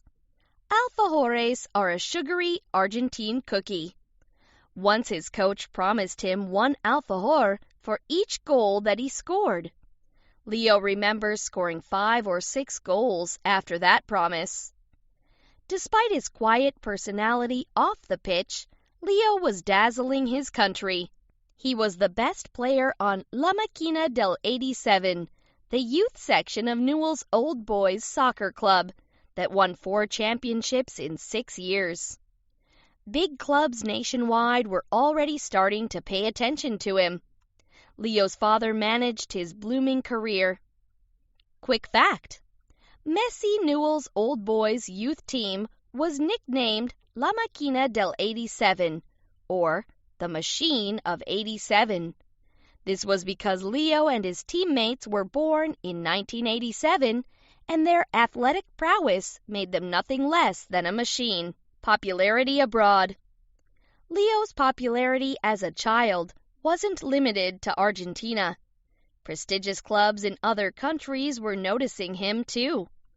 This would prove helpful when, at age 11, Leo was diagnosed with growth hormone deficiency, a biological condition that leads to short height and dwarfism. Leo's small size has always been apparent. Once he was diagnosed, his family knew that his condition could be debilitating and affect his strength and his stamina. His parents started him on a growth hormone treatment that doctors recommended, but after several months, they could no longer afford the cost of treatment. The FC Barcelona Youth Club in Barcelona, Spain, was one of the teams that had kept an eye on Leo. They arranged a deal with the Messi family wherein the team would cover the costs of Leo's treatment if Leo committed to play for their team. Thus, at the age of 12 in 2000, Leo joined FC Barcelona's under-14 team, La Masia. Here, Lionel Messi participates in a training session for La Masia in 2005. That same year, Messi had become the youngest player on FC Barcelona's team to score a goal in a youth division game, bringing him into the public spotlight. The Messi family uprooted to Spain, settling in Barcelona. The move was hard for Leo. He missed home and killed time off the field sleeping, playing video games, or hanging out with his family. Nevertheless, FC Barcelona kept him busy as they fostered him through their youth academy at a dizzying speed. He scored 21 goals in 14 games for the junior team, rising quickly through Barcelona's higher-rank youth teams, the Junior Infantil B and Cadet B and A teams. At age 16, he made his informal debut with FC Barcelona in a friendly match against FC Porto, a competing team from neighboring Portugal. Moving forward, Leo began gathering the milestones that would characterize him as a player. He became the youngest player ever to score in La Liga division game for Barcelona on May 1, 2005. He was just 17 years old. As a teenager, Leo accomplished his early success with a calmness and sense of purpose that would be the envy of anyone in his profession. Furthermore, Leo's rise to success didn't bring him to bad habits or a sense of entitlement. He remained focused as he continued his climb to the top of the world of soccer. Quick fact: La Liga is the first division of the National Professional Football League in Spain. Founded in 1929, it consists of 20 teams, but it is without a doubt dominated by Real Madrid and FC Barcelona. Chapter 2: FC Barcelona and the Argentine national team. The short, floppy-haired Lionel Messi perhaps looked more like a member of a boy band than a soccer star when he became a member of FC Barcelona. His size earned him the nickname La Pulga, the flea in Spanish. However, on the field, Leo commanded respect.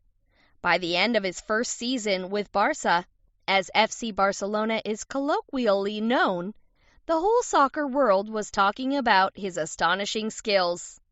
Naturally left-footed, quick, and in total control of the ball, Leo was a keen passer who could easily thread his way through packed defenses. Finding open spaces that others couldn't see was just one of the many tricks in his bag. In his early years playing for Barcelona, Messi quickly became an iconic player because of his speed and ability to weave through the other team's defense. Fans worldwide sport jerseys with Messi's number 10 on them. In the words of his former coach at FC Barcelona, Pep Guardiola, Messi was the best player in absolutely every facet.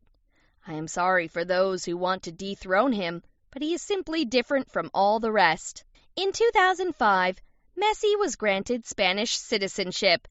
It was an honor greeted with mixed feelings by the proud local Catalan supporters of FC Barcelona.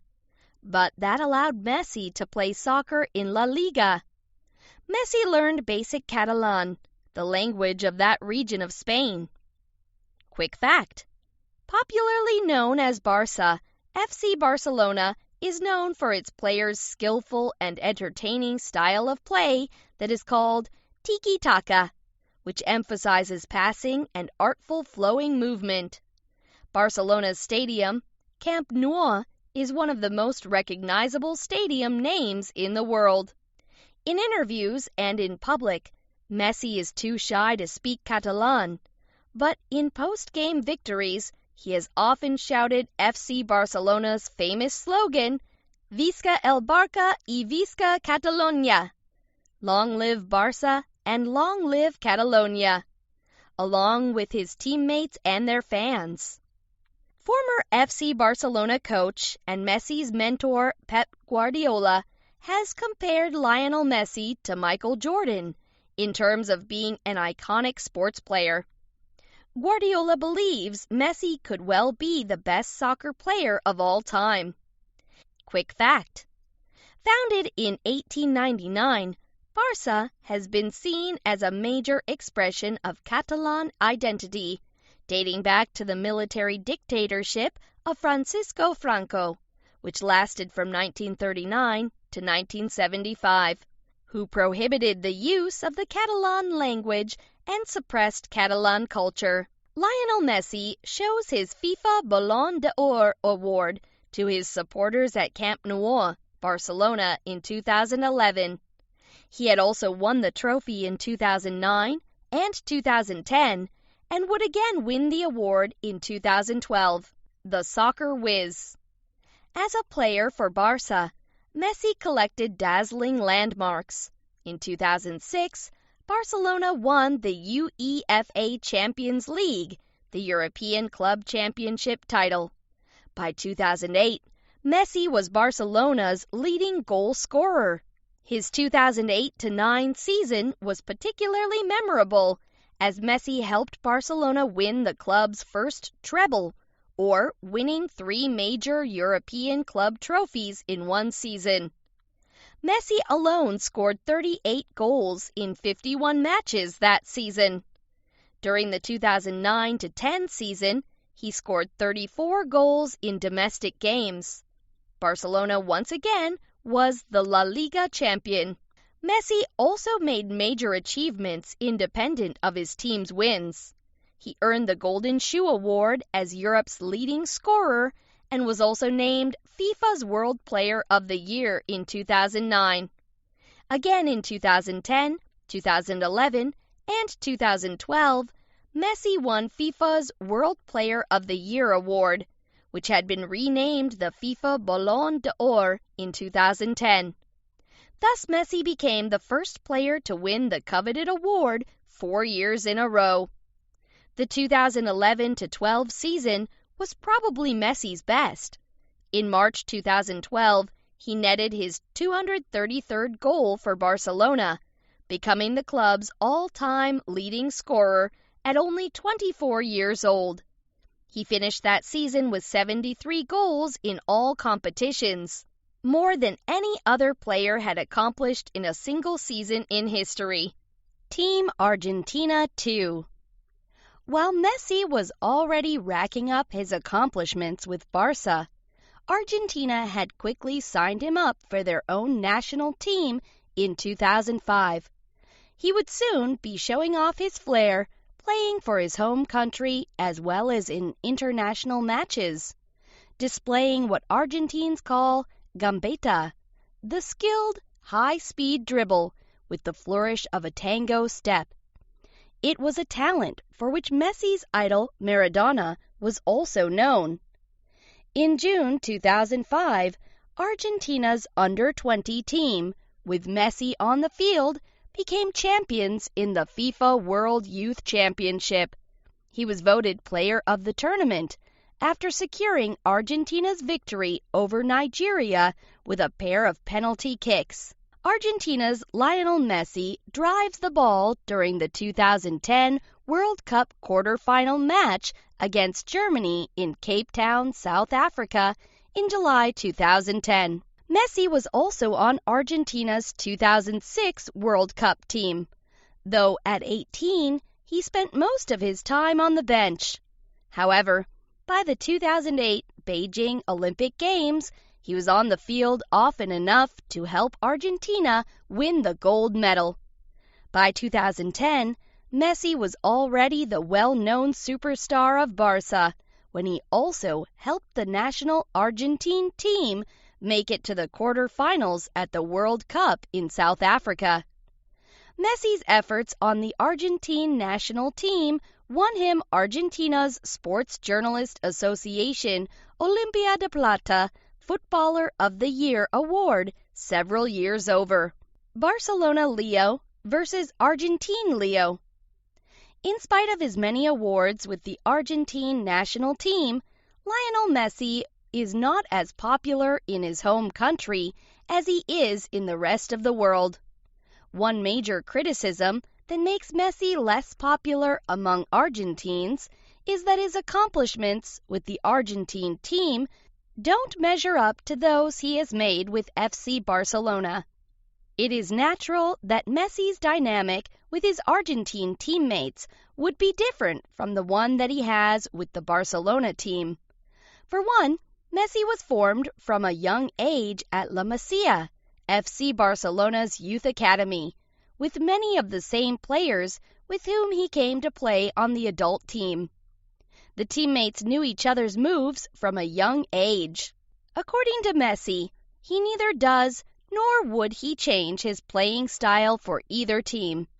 He also believes that his style and practice with Barcelona will eventually pay off on the field with Argentina. He has claimed in interviews that it is just a question of continuing to work with the Argentine team to develop a deeper understanding of each other's styles and to develop confidence together as a great team. At the 2014 World Cup in Brazil, Leo scored 4 goals and almost single-handedly moved Argentina through the early group stage and knockout stages. Messi scored crucial goals against Bosnia, Herzegovina, Nigeria, and Iran, bringing Argentina to the final match. Argentina lost the final 1-0 to Germany, but Messi nevertheless won the Golden Ball Award as the tournament's best player. At the 2014 World Cup final in Rio de Janeiro, Brazil, on July 13, 2014, Germany beat Argentina 1-0. Nonetheless, Lionel Messi won the Ballon d'Or trophy for the World Cup's best player. While Messi accepted his individual award, his face showed his disappointment at Argentina losing the final. Despite the honor, many commentators noted the disappointment on Messi's face as he was handed his trophy. He wanted a win for his whole Argentine team, a World Cup, the one trophy so far not in his collection. "I prefer to win titles with the team before individual prizes or outscoring everyone," he said after the cup. The many expectations of his team, fans around the world, fellow Argentines, and the media put a lot of pressure on Messi's shoulders. He has largely learned to overcome that, but he claims he is still concerned with the pressure that he puts on himself. In a January 2013 interview for World Soccer, Messi said, "I'm more critical with myself than anyone else is. I know when I have done well and when I have done badly. I don't need anyone to tell me." Lionel Messi, soccer's top scorer. Karen Burushtin. Chapter 3. Messi's influence on soccer. Even if you add up all the components of Lionel Messi's game, his physical grace, power, and mental agility, and his abilities to run faster with the ball than without it, and to score goals seemingly almost at will, there is still a mysterious quality to his genius. The most gifted sports commentators have had trouble finding the right words to describe what makes Messi such a great player. This is often the case with someone who has an exceptional talent. The answer that most fans and commentators offer is that Messi has a natural, God-given gift, and his wild success cannot otherwise be explained. His coach once said those wanting to understand Messi's talent simply must watch him play. Don't ask Messi himself either. Reporters have said interviews with the soccer superstar are difficult, and that getting Messi to talk about his own talent or success is like pulling teeth. The usually shy Messi faces reporters ahead of a training session for Argentina's national soccer team at the 2008 Olympics in China, proving his endurance. Surprising as it may sound, Messi's childhood growth hormone deficiency was likely a factor in making him the soccer genius that he later became. At a young age, he learned how to play against bigger and stronger opponents, a lesson that stayed with him. After completing growth hormone treatment, Messi grew to his full height of 5'7", but nobody could deny that the young player had overcome a very difficult trial so early in his career. This endurance through difficult times has become one of Messi's most discussed qualities. After years of difficulty, Lionel Messi earned his standing at the top of the sport. Here, he darts around an opponent during the 2014 World Cup semifinals game between Argentina and the Netherlands in Sao Paulo, Brazil. When Messi was first signed to Barcelona's La Masia Youth Academy, his peers thought they would quickly wipe him off the field because of his height. Through growth hormone treatments and the superior sportsmanship that he developed, Messi proved them very wrong. La Pulga may have sounded belittling, but like a flea, Messi wasn't just small, He was also hard to shake off. Greatest player of all time? A popular debate among contemporary soccer fans is to discuss Lionel Messi's ultimate place in the sports history books. Many ask, will he be thought of as the greatest player of all time? Plenty of fellow soccer players seem to think so. So do the many fans who see his love for the game each time he takes to the field. After all that he has already achieved, Messi continues to express in interviews that he can improve in all aspects of his game. Many critics say that until Messi has won a FIFA World Cup, he can't be regarded as this generation's best soccer player. Others yet say that Messi doesn't need a World Cup win to be considered the best, as his collective time outside that competition amount to an outstanding achievement. After the 2014 World Cup, sports journalist Lee Roden wrote, "If Messi is to be considered among the greatest ever to play the game, 120 minutes isolated from thousands shouldn't be enough to overshadow a lengthy career at the highest level." Quick fact: every sport has its arch rivals.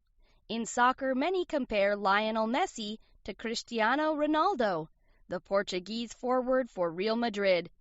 Both are considered to be the most gifted soccer players of their generation. Lionel Messi and Portuguese star Cristiano Ronaldo, who plays forward for Real Madrid, FC Barcelona's main Spanish league rival, have long fought for the title of best soccer player in the public's eye.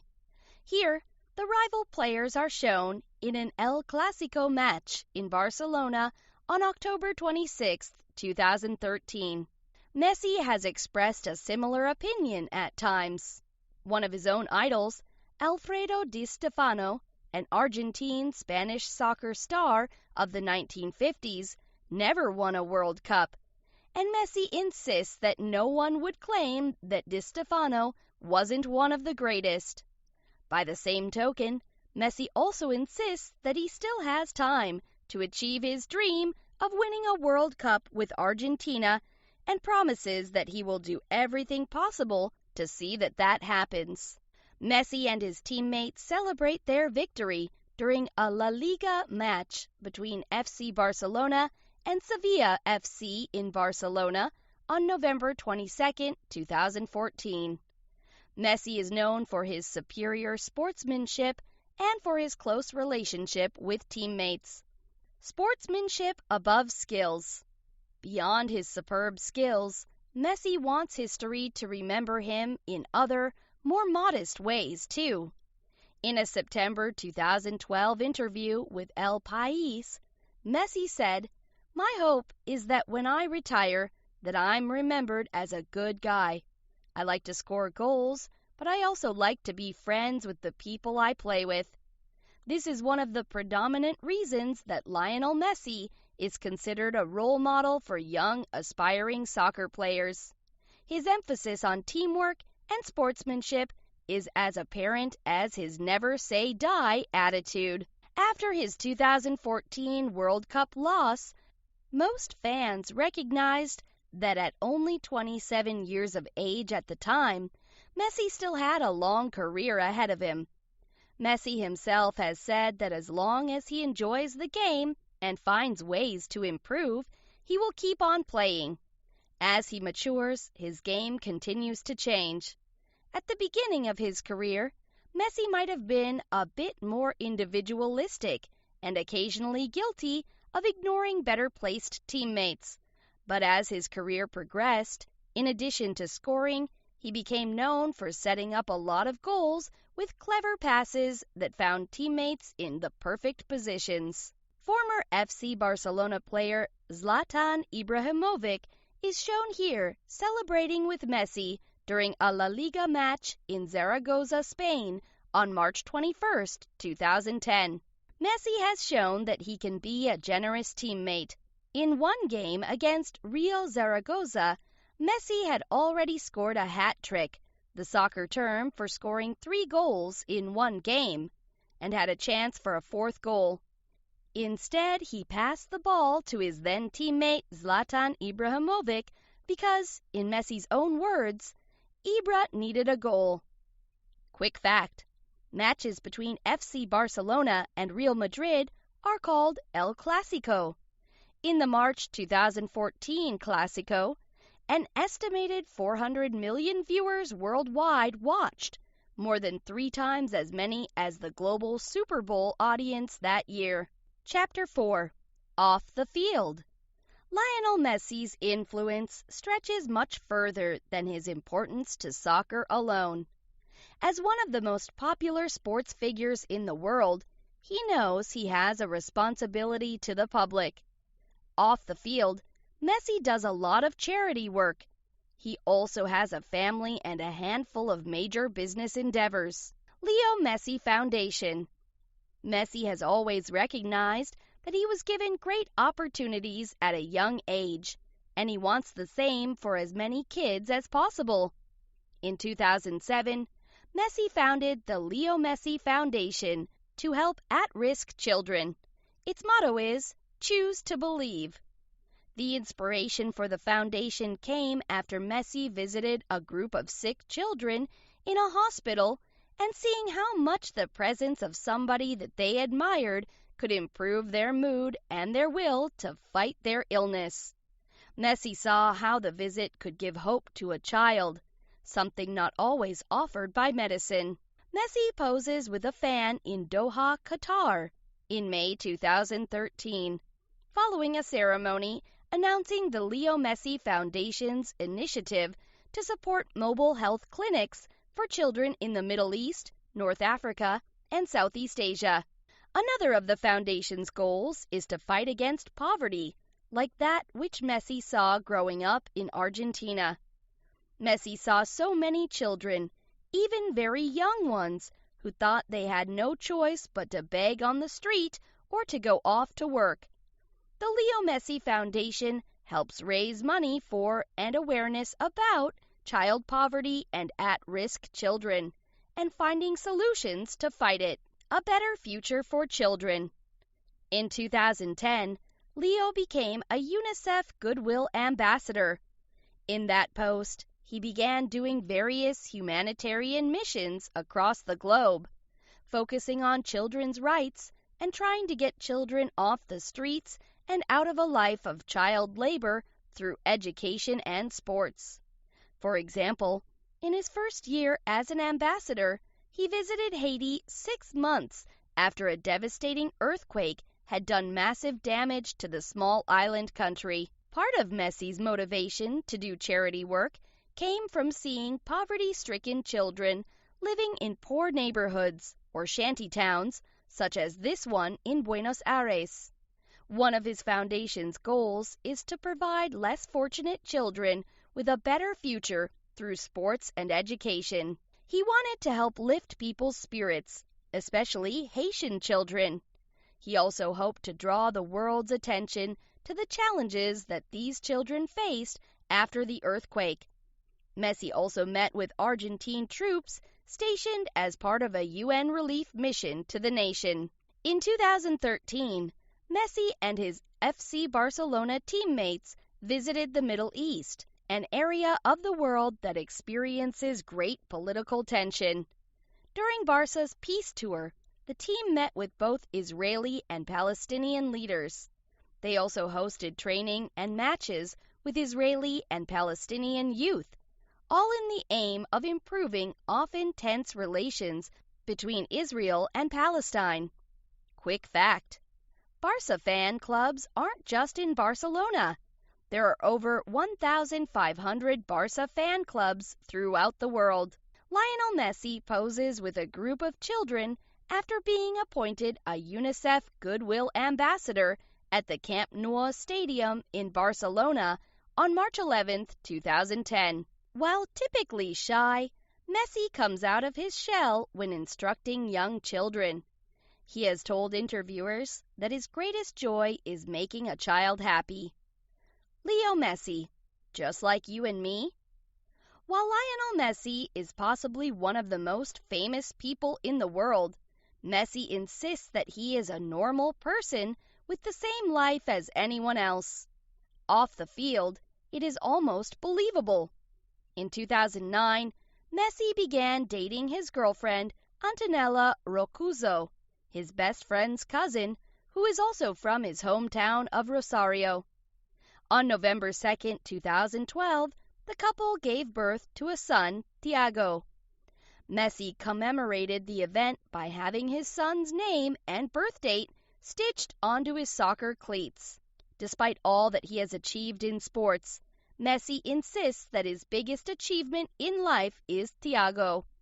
Since Thiago's birth, Messi has explained in many interviews how his son changed his life and priorities, and even how he behaves as a soccer star. When things don't go well on the field, instead of stewing in his disappointment, Messi says he goes home, sees his son, and quickly gets over it. Quick fact: at just a few days old, Thiago Messi was made an honorary member of Newell Old Boys, the Argentine youth club where Messi played before moving to Spain, balancing big endorsements and a normal life. Messi's 2014 revised contract with FC Barcelona, which lasts through 2018, is worth about $27 million a season.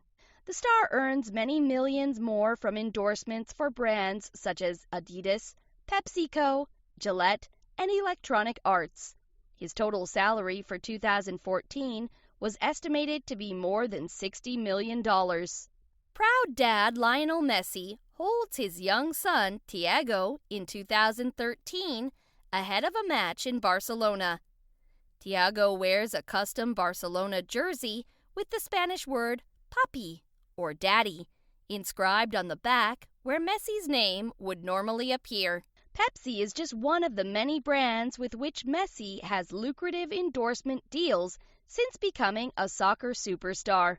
Messi still spends a lot of time with his siblings and parents. His father continues to manage his soccer career. His friends, as one might expect, are mostly fellow soccer players. While he returns to Rosario off-season, he hangs out with his old friends from the Máquina 87 soccer team. In Europe, his closest friends are the soccer stars that he first played with on the under-14 team at La Masia, such as Cesc Fabregas, Sergio Aguero, and Gerard Piqué. They often insist that, despite his enormous success, Leo is the same shy, humble guy that he was when they first met as kids. Nobody knows for sure how long Messi's career will last. Messi has said, "I have enjoyed it since I was a little boy. When I stop enjoying it, I will stop playing." But chances are that the determined and dedicated sports hero will keep going for a while to come as he tries to score the one thing missing from his long list of achievements, a World Cup title. And as he does, his scores of fans will continue watching and learning from this sports legend both on and off the field. LeBron James, NBA champion, Justin Ciavaco. Introduction. LeBron James is one of those rare professional sports stars who is exciting to watch, always improving his game, and eager to be a good role model. He has learned the pressure and the power that come with his role as a living legend. James knows what it's like to be one of the most popular players on the court and to attract massive amounts of attention from the media and fans alike. He also knows what it's like to have fans and media turn against him. James earned the nickname King James as a young player before he was drafted into the National Basketball Association, NBA, right after high school. He became the youngest player in NBA history to reach many amazing goals, including winning the Rookie of the Year award and scoring 10,000 career points. LeBron James shoots against the Chicago Bulls in 2014. All eyes have been on him from his humble start as a forward with the Cleveland Cavaliers to the media frenzy that followed his shocking move to the Miami Heat, where he won 2 championships, 2012, and 2013. The move and the way the popular star chose to make his announcement taught fans and LeBron himself some difficult lessons. LeBron's decision to return to his hometown team in 2014 also focused the spotlight on him. His move back to Cleveland highlighted the importance of team loyalty and the love of just playing the game, not just playing to win. Chapter 1. Early Life in Ohio. LeBron James's early life was sometimes difficult, but he had the support of family and friends who wanted the best for him. LeBron turned this good luck into relationships that helped him through an intense start to his career. Growing up, LeBron Raymond James was born on December 30th, 1984, in Akron, Ohio. His mother, Gloria, was only 16 at the time of his birth, and she would raise her only child alone. LeBron never met his father. It was difficult for Gloria to work and look after her young son. She didn't have much help because her mom died 3 years after LeBron was born. Her mother's death meant she also had to care for her 2 younger brothers. Gloria, her brothers, and LeBron moved a lot and lived in rough neighborhoods while Gloria tried to find steady jobs. They moved 12 times when LeBron was between the ages of 5 and 8. The moves meant LeBron had to get adjusted to new schools and make new friends each time. His young life was not stable, and he would sometimes miss school. He missed 82 days out of 160 in 4th grade. LeBron and his mom, Gloria, have always had a warm relationship. They are pictured together here in 2009. LeBron had a hard time growing up without a father, and the many moves made him feel frustrated. His mother was loving but busy making ends meet. His uncles were great company, but they were much older, so they had their own friends. LeBron spent a lot of time riding his bike, just trying to stay out of trouble. LeBron's basketball skills were clear even as a high school student. Here, he takes control of the ball for St. Vincent, St. Mary's High School in 2003, focusing his energy on sports. In school, LeBron put his energy into football and basketball. Through sports, he found confidence and friends. In 4th grade, he met Frankie Walker Jr., Sian Cotton, Drew Joyce III, and Willie McGee, who all became his lifelong friends. These relationships taught LeBron that loyalty to and from friends and family is one of the keys to happiness and success. LeBron was always faster and stronger than other kids, which made him stand out in football and basketball. His friend Frankie's father, Frankie Sr., saw his talent and knew he missed a lot of school. He asked Gloria if LeBron could live with him and his wife Pam for a short time so they could help give him a more stable life. Gloria worried about this, but she agreed because she wanted LeBron to have what he needed to do well in life. Quick fact: LeBron played wide receiver in Pee Wee football. He scored 19 touchdowns in his first season with his team. LeBron moved in with the Walkers in 5th grade. His stable home was now shaped by Frankie Sr. and Pam, as well as his friend Frankie and Frankie's sisters Chanel and Tanisha. The kids had chores and their homework was checked. LeBron's attendance and grades at school improved. The next year he moved back with his mom, but he still spent a lot of time with the Walkers. Frankie Sr. also taught LeBron about basketball. LeBron and his 4 friends joined an amateur athletic union, AAU team, while in middle school. The Fab Five, as they called themselves, traveled to tournaments and had fun playing the game they loved as part of the Northeast Ohio Shooting Stars.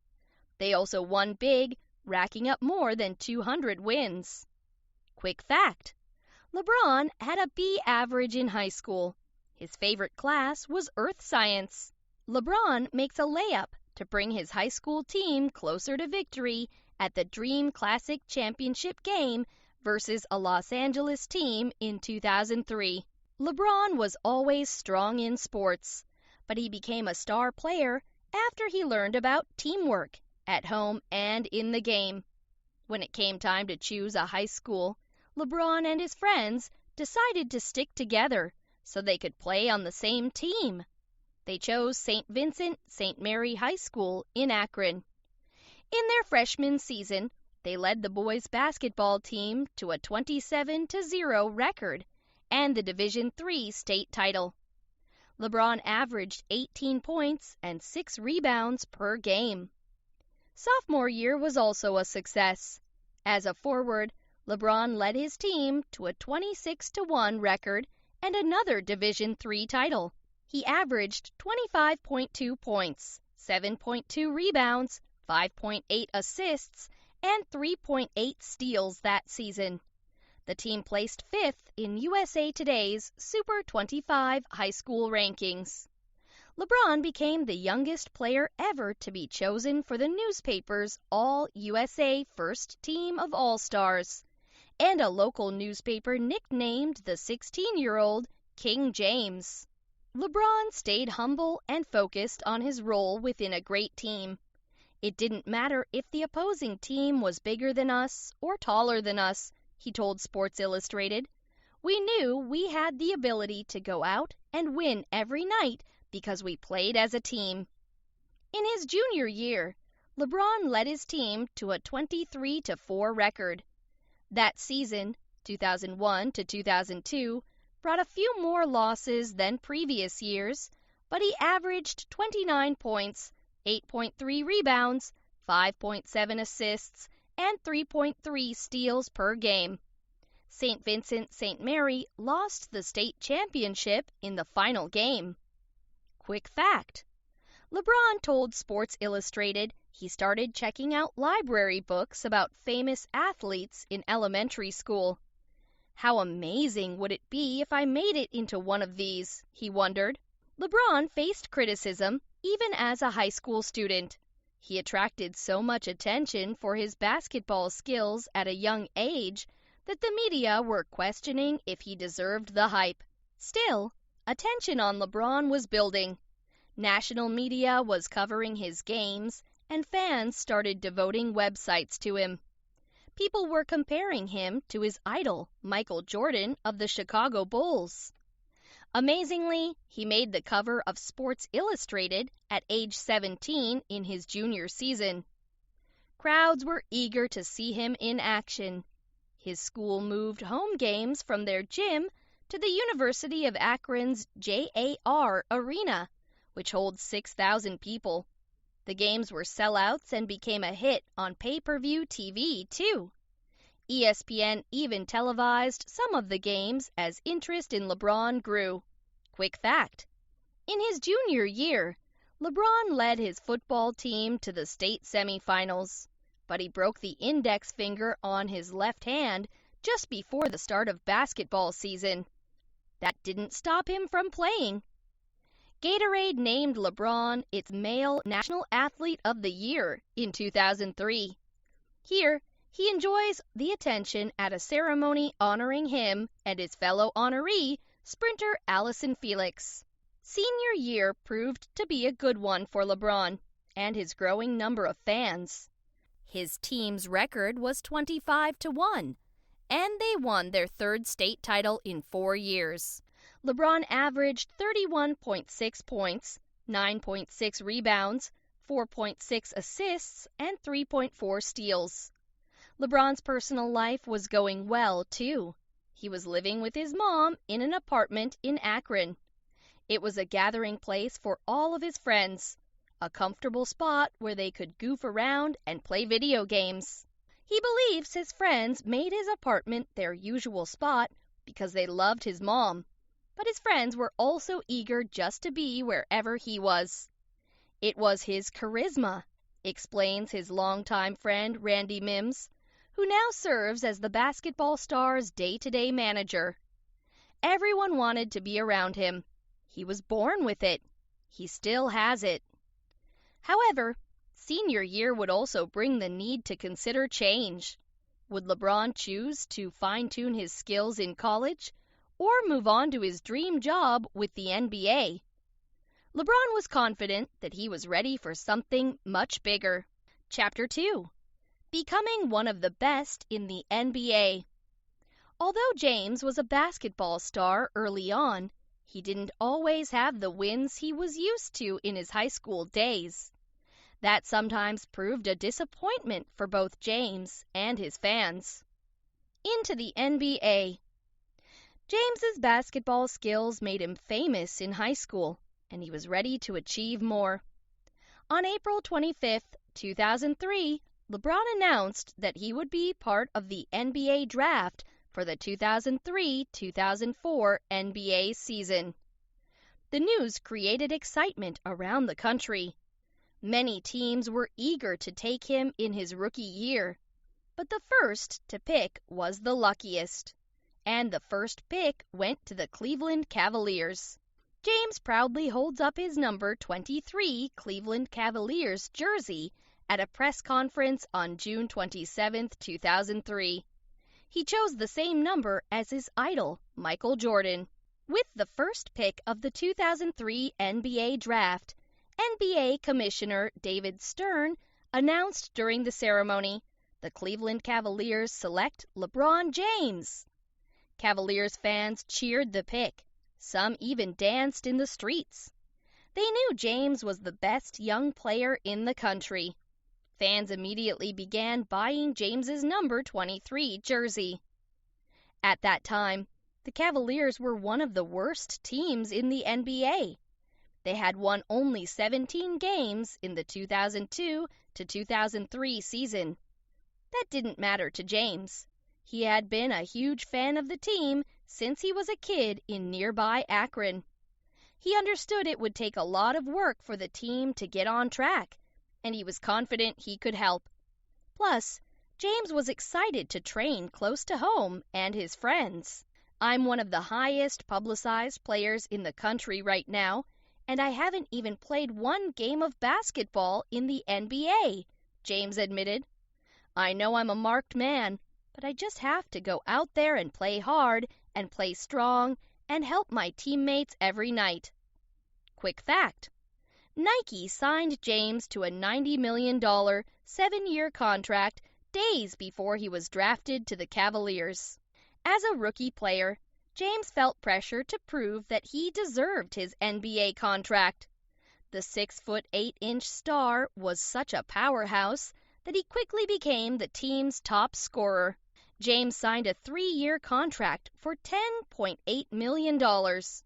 From the start, he led the team in scoring, steals, and minutes played per game.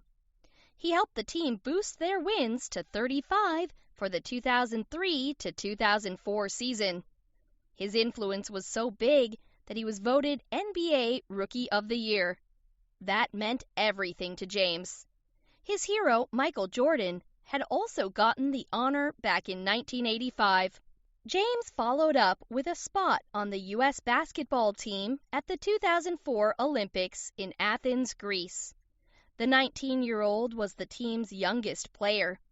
Among his teammates was Dwayne Wade, who played for the Miami Heat. Quick fact: in 2005, 20-year-old James became the youngest player to score 50 points in a game. His record was beaten in 2009 by Brandon Jennings of the Milwaukee Bucks, who was 28 days younger when he made history. Team USA players, left to right: Michael Redd, Darren Williams, LeBron James, Jason Kidd, and Carlos Boozer celebrate their 2008 Olympic win against Spain. Sports fans expected the team to win gold and were disappointed when they came home with third-place bronze medals. James felt like he let people down, and he wasn't going to let that happen again when he returned with the U.S. team at the 2008 Olympics in Beijing, China. There he teamed up with Wade again, as well as Chris Bosh, Toronto Raptors, and Kobe Bryant, Los Angeles Lakers, among other greats. This time the team took home the gold. James had already become a father at this point in his life. His girlfriend since high school, Savannah Brinson, gave birth to son LeBron Jr. in October 2004. The couple's second son, Bryce Maximus, was born in June 2007. James's frustration builds. Back on the court in Cleveland, James was disappointed that the Cavaliers didn't make the playoffs in his first 2 years on the team. As a result, he didn't get along well with coach Paul Silas. When Silas was fired in 2005, fans and critics blamed James.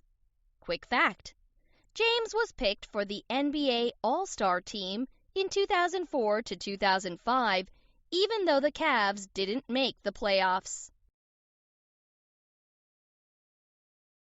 LeBron James, NBA champion, Justin Siavako. James stayed focused on making the playoffs. He averaged 30 points per game for the 2005 to 2006 season. The Cavaliers reached the playoffs for the first time in 8 years, but lost in the Eastern Conference Finals to the Detroit Pistons. They made the playoffs again in 2007. This time they made it to the NBA Finals, but the San Antonio Spurs swept them in 4 games. Bryce left, and LeBron Jr. stand by their dad as James receives his 4th Most Valuable Player award from the NBA in 2013. By 2010, James was frustrated with his team, and Cleveland Cavaliers fans were not happy that his attitude and performance showed it. James was still eager to work with the Cavaliers and signed a 3-year, $60 million contract extension, giving him an option for a 4th year. He could have signed a longer contract for more money, but James wanted to become an unrestricted free agent after the 2009 to 2010 season. He knew that would allow him the freedom to join any team he wanted, and he had discussed his plan with pals Dwayne Wade and Chris Bosh, who also planned to become free agents in 2010.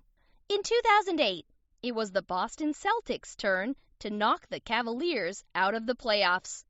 In 2009, Cleveland lost the Eastern Conference Finals to the Orlando Magic in 6 games. James was angry, and he left the court without shaking his opponent's hands. Critics and fans noticed. James' eagerness to win and frustration with playoff losses increased each year. In the 2010 playoffs, the Cavs lost to the Celtics in Game 6. Many fans and critics were angry with LeBron, who seemed to give up by Game 5, in which he only scored 15 points. Fans booed as he left the court. Chapter 3. King James moves to Miami. Despite the losses, James was still a basketball star. He used his celebrity and his money to help kids in his hometown. But eventually he wanted to move on with his career. His decision to leave Cleveland for another team was met with anger from some and joy from others.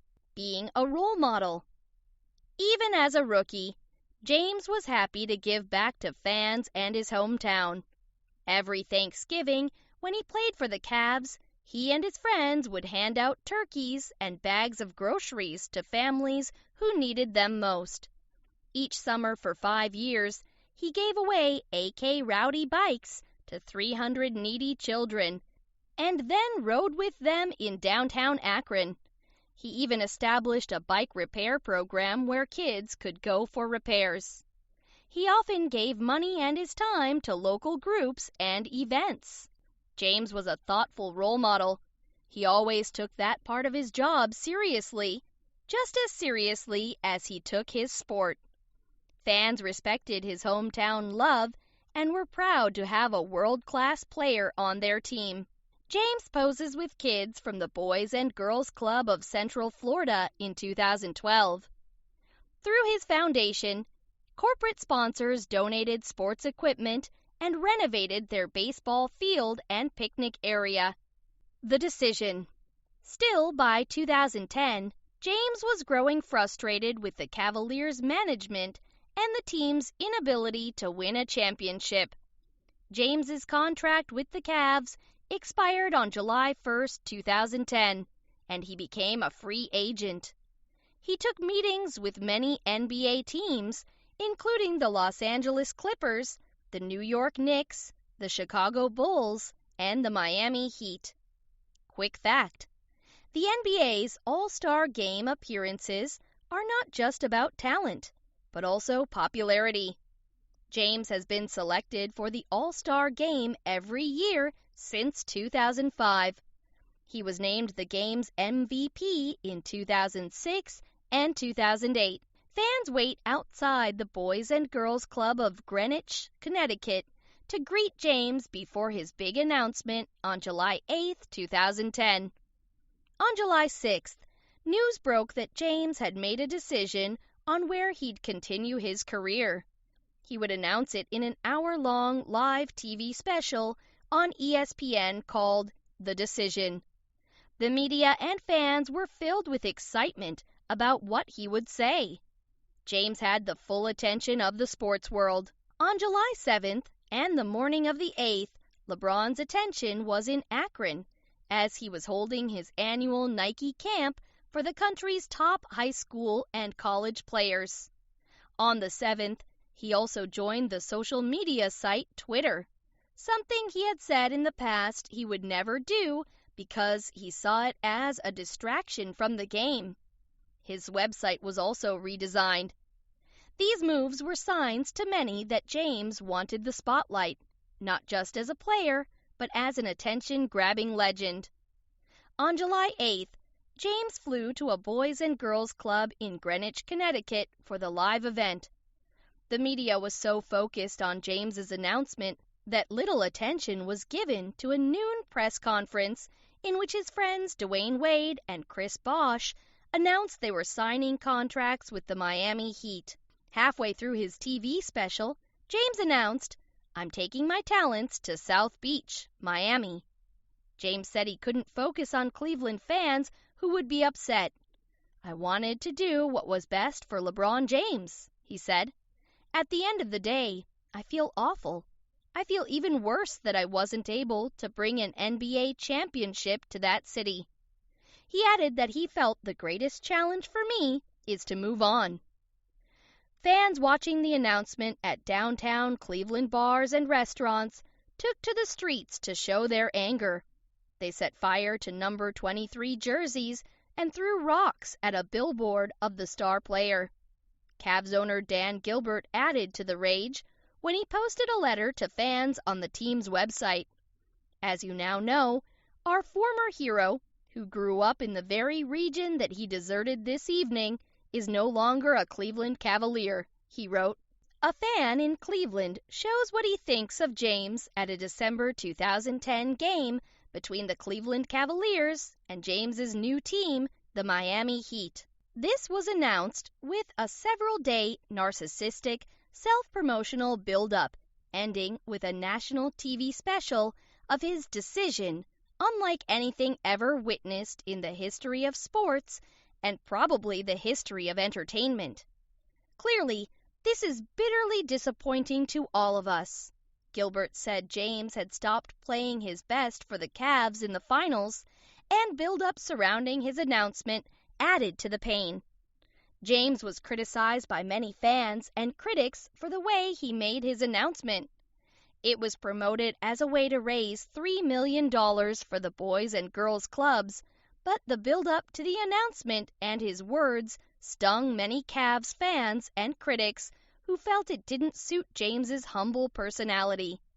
Fans felt he was disrespectful to the team that gave him a start. One of sports' most beloved stars became one of its most disliked, except in Miami, where he was welcomed with sold-out games. Many former fans and critics wished to see the new Miami Heat fail. That didn't happen. James returned to Cleveland as a member of the Heat on December 2nd and was met with boos every time he touched the ball.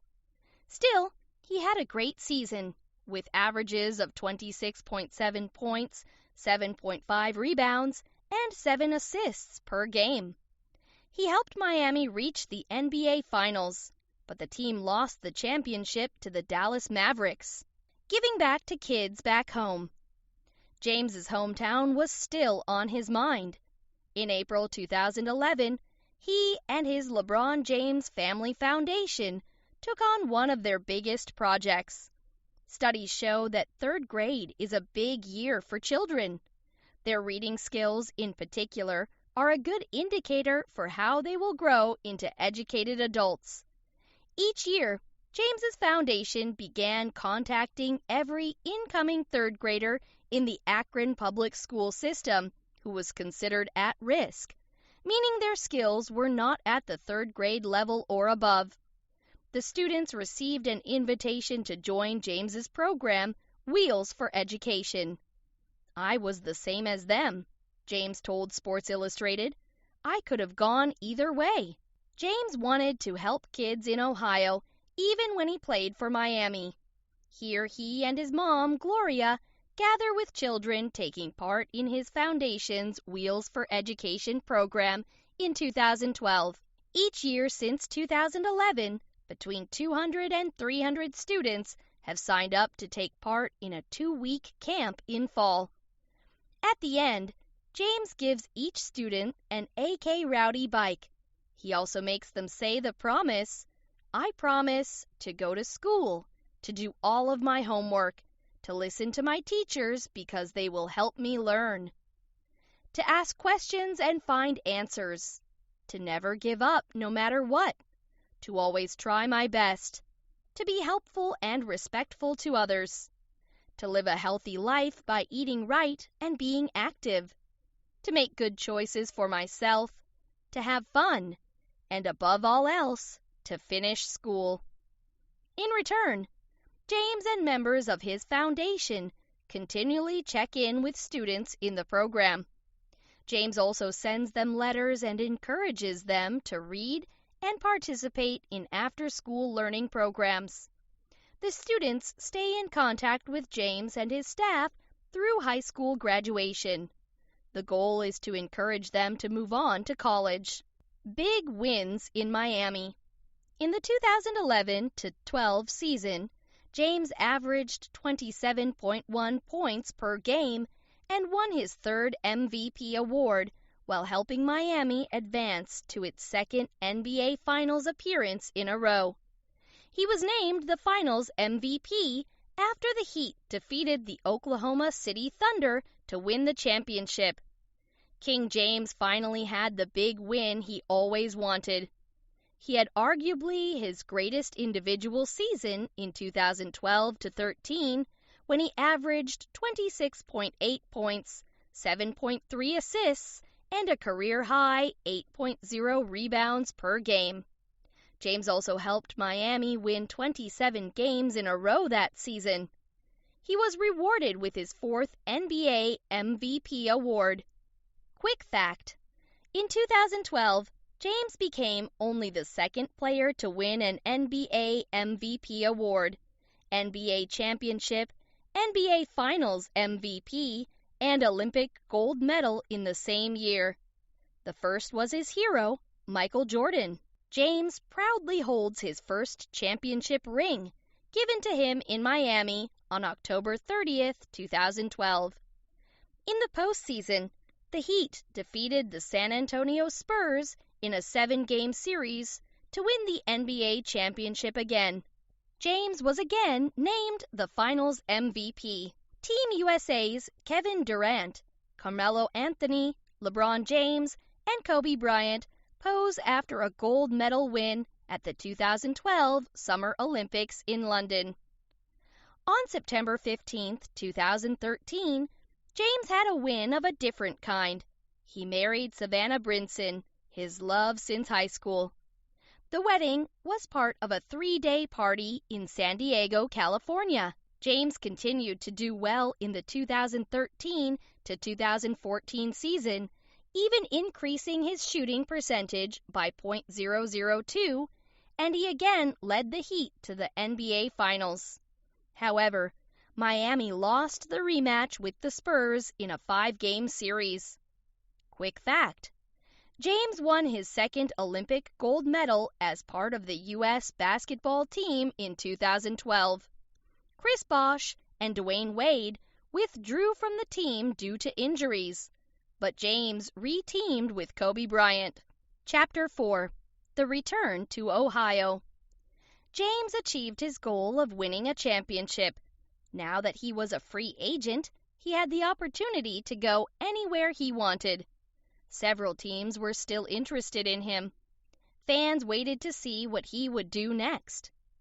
I'm coming home. After the finals loss in Miami, James felt ready to make another big career move and another big announcement. In a week of excited speculation among fans and the media, it was reported that James talked with the Cavaliers, Houston Rockets, Los Angeles Lakers, Dallas Mavericks, and Phoenix Suns. Quick fact: in 2013, James paid for a redesign of his old high school gym. A sentence painted on the wall of the new training room is one of his quotes. I promise to never forget where I came from. James's return to the Cavaliers was a thrill for many in Ohio, including these Cleveland Indians baseball fans. James announced his decision in an essay for Sports Illustrated, which was posted online on Friday, July 11, 2014. It was titled, I'm Coming Home. In the sincere, thoughtful statement, James thanked Heat fans and discussed his love for his home state and why he made his decision. James explained why he originally left Cleveland and why he wanted to come back to the place where he spent the first 7 years of his career. When I left Cleveland, I was on a mission. I was seeking championships, and we won too. But Miami already knew that feeling. Our city hasn't had that feeling in a long time. My goal is still to win as many titles as possible, no question. But what's most important for me is bringing one trophy back to Northeast Ohio. James celebrates with cheering Cavaliers fans after scoring in a November 2014 game. He also explained how difficult the decision was and how he finally made peace with the past, including Cavaliers owner Dan Gilbert and Cleveland fans. It was easy to say, okay, I don't want to deal with these people ever again. But then you think about the other side. What if I were a kid who looked up to an athlete, and that athlete made me want to do better in my own life, and then he left? How would I react? I've met with Dan face to face, man to man. We've talked it out. Everybody makes mistakes. I've made mistakes as well. James explained that another part of the decision had to do with where he and Savannah should bring up their sons and their then unborn daughter. He said he wanted to show them there's no better place to grow up. In Northeast Ohio, nothing is given, he noted. You work for what you have. James's announcement was the lead news story, not just on sports websites and sports TV channels, but also on many national and local newscasts. Heat fans were disappointed, but Cleveland fans were running joyfully through downtown Cleveland. Season tickets were sold out in 10 hours. LeBron's website crashed when too many fans tried to access it at once. James signed a 2-year contract worth $42 million, and many sports fans felt he was worth every penny.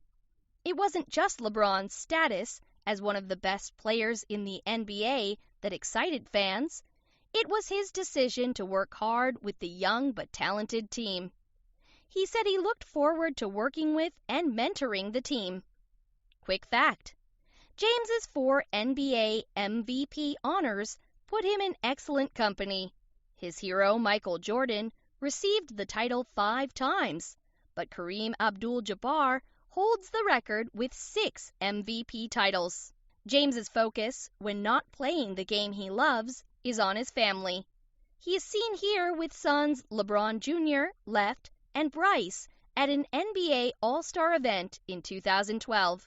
I'm the biggest figure that my hometown has ever seen, James told Gentleman's Quarterly in 2014.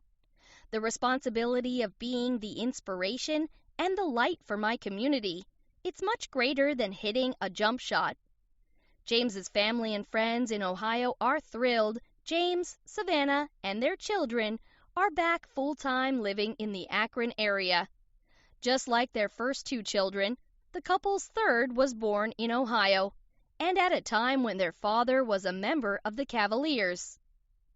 Jure Nova James was born in October 2014, and her dad was looking forward to what life with a daughter would be like. You give rough love to your boys, and you give soft love to your daughter, he explained to the Associated Press. LeBron James has a lot more to look forward to as he continues his career with the Cavaliers. His playing style, hard work, and team spirit have made him a favorite among players and fans. He is also admired for his ability to be a humble star and a focused family man. After all, what matters most to James is what got him where he is today, his love of the game and his close relationships with friends and family. Quick fact: colleges started sending basketball scholarship offers to LeBron's oldest son, LeBron Jr., when he was just 10 years old. James didn't like it. Let him be a kid, he said.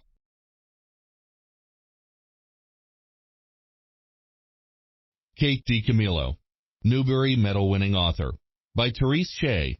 Chapter 1. Stories Are Everywhere. Kate DiCamillo is the author of many popular children's and young adult books.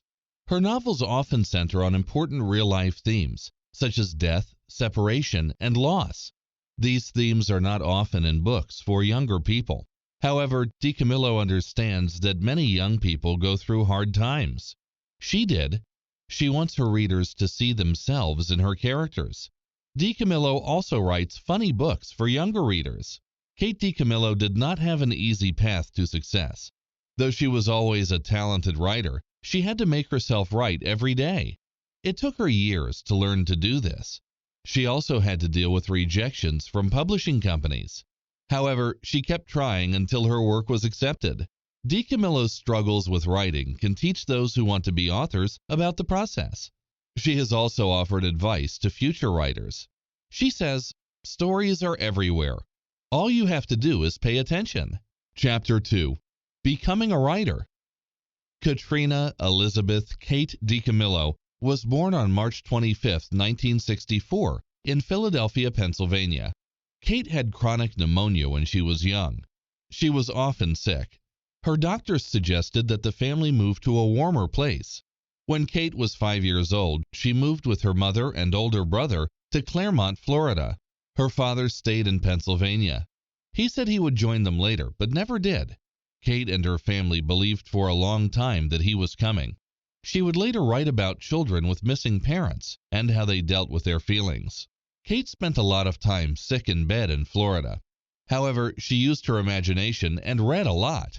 Some of her favorite books as a young girl were The 21 Balloons, The Secret Garden, The Yearling, Ribsy, and Somebody Else's Shoes. She began to want to be a writer.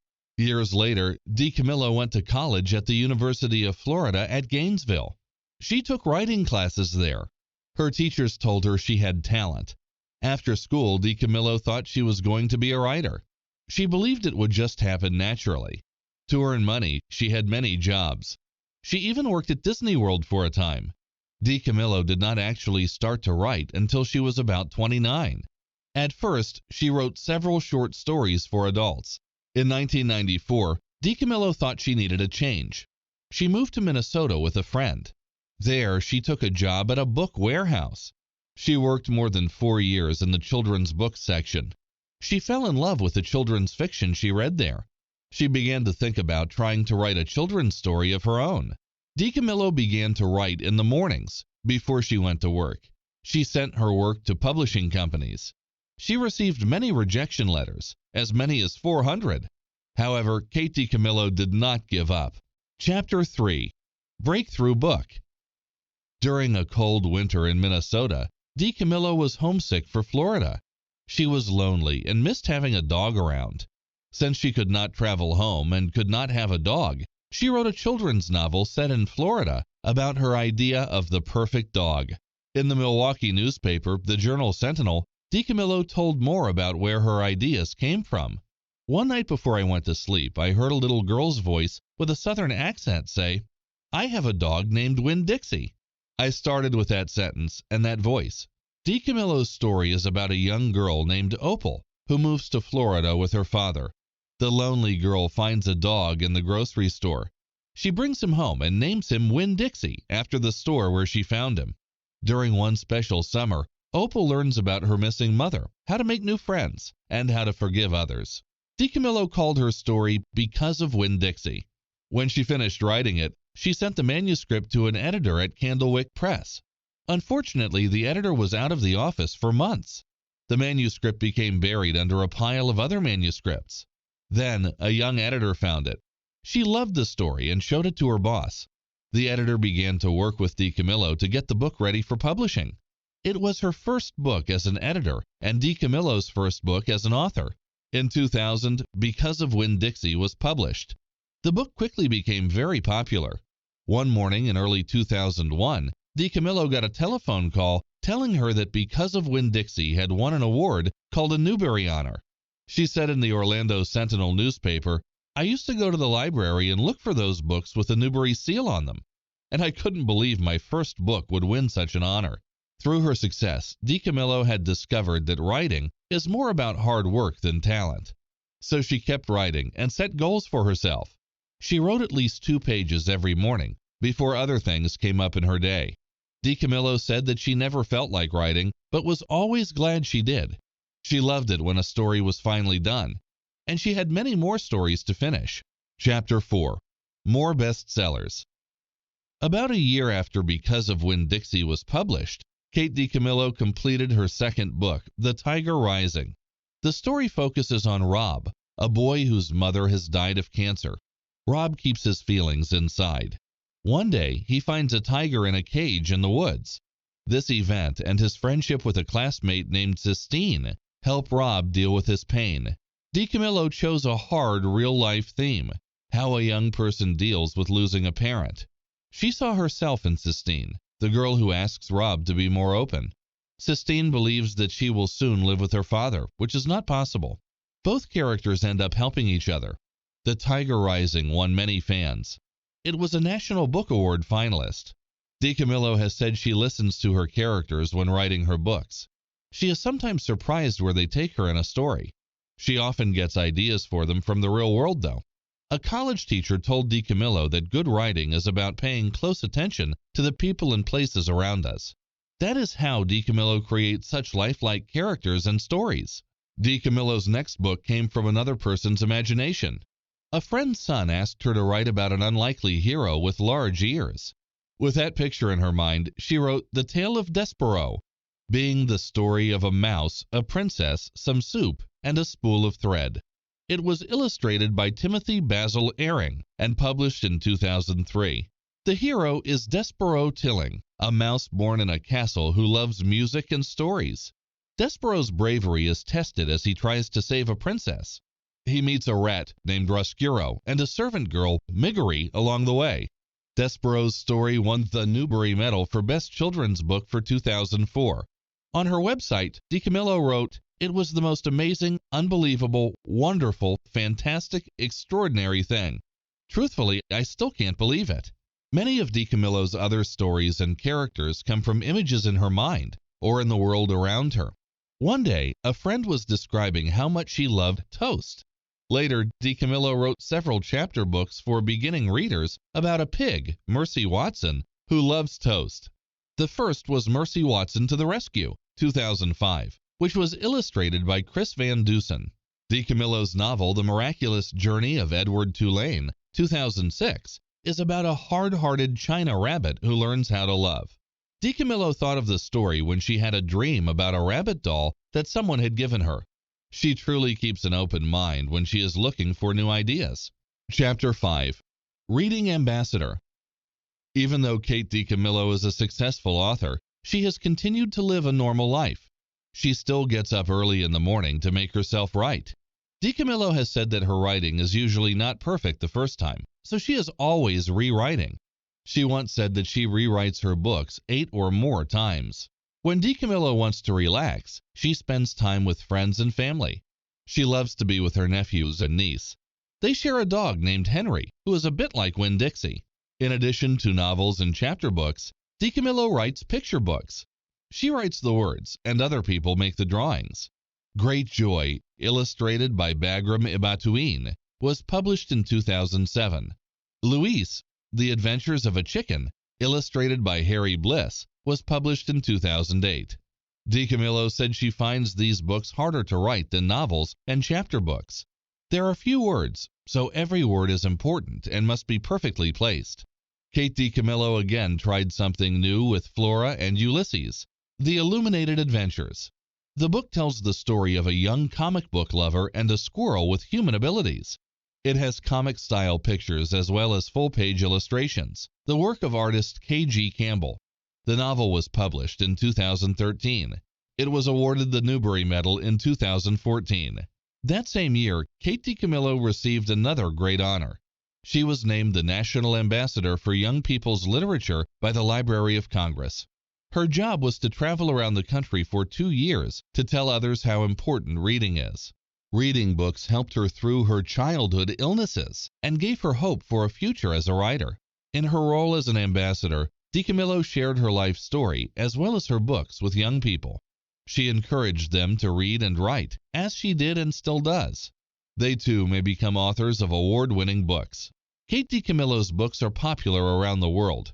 They have been translated into more than 30 languages and have sold millions of copies. She has said, "I think of myself as an enormously lucky person. I get to tell stories for a living." Her many fans feel lucky she tells those stories. What is a Planet? By Jeff Mapua. What is a planet? The word planet comes from the Greek word planetes, which means wanderer. Planets are large natural objects that orbit or travel around stars. 8 planets orbit the star called the Sun. In order from the closest to the Sun, these planets are Mercury, Venus, Earth, Mars, Jupiter, Saturn, Uranus, and Neptune. The solar system is the collection of the Sun and the objects that orbit around it, including the 8 planets. Planets differ from other objects, such as comets, asteroids, and meteors. In general, planets are the largest objects in the solar system after the Sun. Most of them orbit the Sun in a path shaped nearly like a circle. Many also have a layer of gas surrounding them.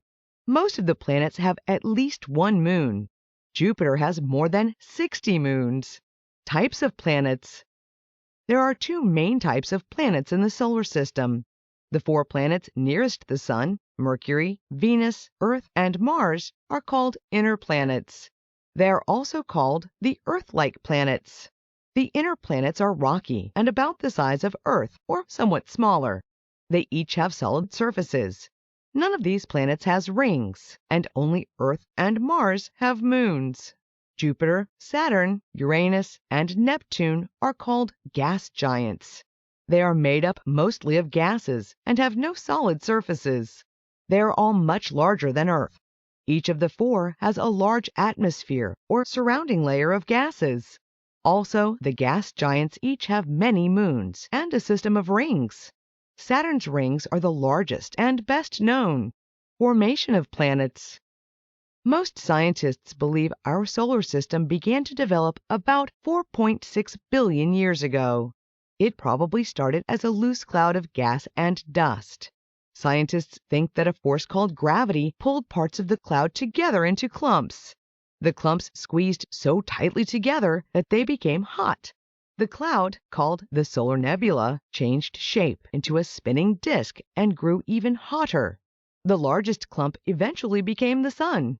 The planets developed from the remaining material of the cloud. The disk then began to cool down. Gases in the disk combined into solid objects. The solid objects combined into bigger objects and attracted more material in a process called accretion.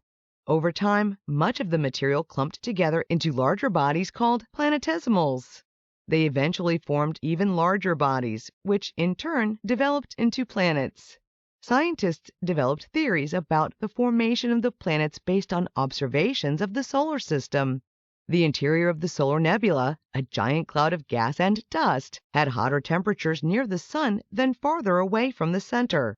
Metals and rocks formed from the original cloud of gas and dust. These metal and rock objects formed the inner rocky planets. Farther away from the hot center near the sun, temperatures were cold enough for ice to form. The ice in the outer planets is made of substances such as water, carbon dioxide, and ammonia. The outer planets grew bigger because of the ice and attracted light elements like hydrogen and helium. These are the most common elements in the universe, so the outer planets were able to grow to large sizes. Evolution of planets. The early solar system began when a giant cloud of gas and dust collapsed and began spinning and getting hotter. The planets began as planetesimals. Then they grew into protoplanets. The early solar system was very violent. Planetesimals and other forming planets collided with each other. Scientists believe the moon was made when a large piece of Earth broke off after hitting another planetesimal. Protoplanets combined with other pieces of matter floating in space and grew bigger. The interiors grew hot and melted. Heavier rocks sank to the center of planets, and lighter rocks were pushed upward. This is called differentiation. These lighter rocks formed the crusts of planets, like the outer part of Earth. Lighter elements like hydrogen, helium, and oxygen became atmospheres or oceans. Orbits of planets. The solar system's planets move through space in two basic ways at the same time. They orbit the sun and they rotate on their axes. So they each spin like a top while also circling the sun. The path each planet travels around the sun is called an orbit. The 8 planets orbit the sun in the same direction as the sun's rotation. The planets' orbits trace a large disk around the sun's equator. Mercury's orbit is the most tilted. The planets' orbits are not perfect circles. They are slightly oval. The orbits form a type of close curve called an ellipse. Mercury has the most eccentric, or least circular, orbit of the planets. Venus and Neptune have the most circular orbits. Planets move faster when their orbits bring them closer to the sun, and more slowly when they are farther away. Rotations of planets. The planets of our solar system orbit the sun while also rotating on their axes. Each planet rotates or spins about its center. Most of the planets rotate in the same direction in which they orbit the sun. Only Venus and Uranus rotate in the opposite direction, which is called retrograde rotation. As planets spin, their different sides rotate toward the sun, daytime, and then away from the sun, nighttime. Mercury and Venus are different because they spin on their axes slowly. By the time they each complete one rotation, they have traveled very far in their orbit around the sun. In fact, a day, the time it takes to spin around once on the axis, on Venus is longer than a year, the time it takes to orbit once around the sun on Venus. One day on Mercury lasts roughly 2/3 of a year, while there is only about one day in the year on Venus. Days, years, and seasons. As a planet spins, it turns different portions of its surface toward and then away from the sun. In one day, a person on the planet would seem to see the sun rise, travel overhead, set, and then rise again. A day is equal to the time it takes the planet to complete one rotation. The length of a day is different on every planet. Earth completes one rotation in about 24 hours. The time it takes a planet to complete one orbit around the sun is equal to a year on that planet. For example, Earth completes one orbit every 365 days, so that is how long a year on Earth lasts. Seasons are caused mainly by the tilt of a planet toward the sun. Mercury, Venus, and Jupiter are barely tilted, so they experience little or no seasonal differences in weather. The inner planets. Mercury is the smallest planet, and it is the closest planet to the sun. It travels around the sun at a faster speed than any other planet. Mercury is very heavy for its size. Venus is Earth's nearest neighbor. Thick clouds always cover the planet. The gases and clouds trap heat. Venus is the hottest planet in the solar system. Venus is about the same size and weight as Earth. Earth is the only planet in the solar system that can support life because it has water on its surface and oxygen gas in its air. Earth also has the perfect range of temperatures for life. Mars is Earth's outer neighbor. Water exists on Mars as ice caps and patches of ice beneath its surface. Scientists are still trying to find out if very tiny, simple life forms may have ever existed on Mars. The outer planets. Jupiter is called a gas giant. It consists almost entirely of gases, mainly hydrogen and helium. In terms of volume, it could contain more than 1,300 Earths. The planet has no solid surface. Jupiter's clouds appear in colored spots and bright and dark stripes. One of the spots is a huge storm called the Great Red Spot. The storm is more than twice as wide as Earth. It is believed to have formed more than 300 years ago and may be permanent. Saturn is the second largest planet in the solar system after Jupiter. However, Saturn is very light for its size. It would float if placed in water.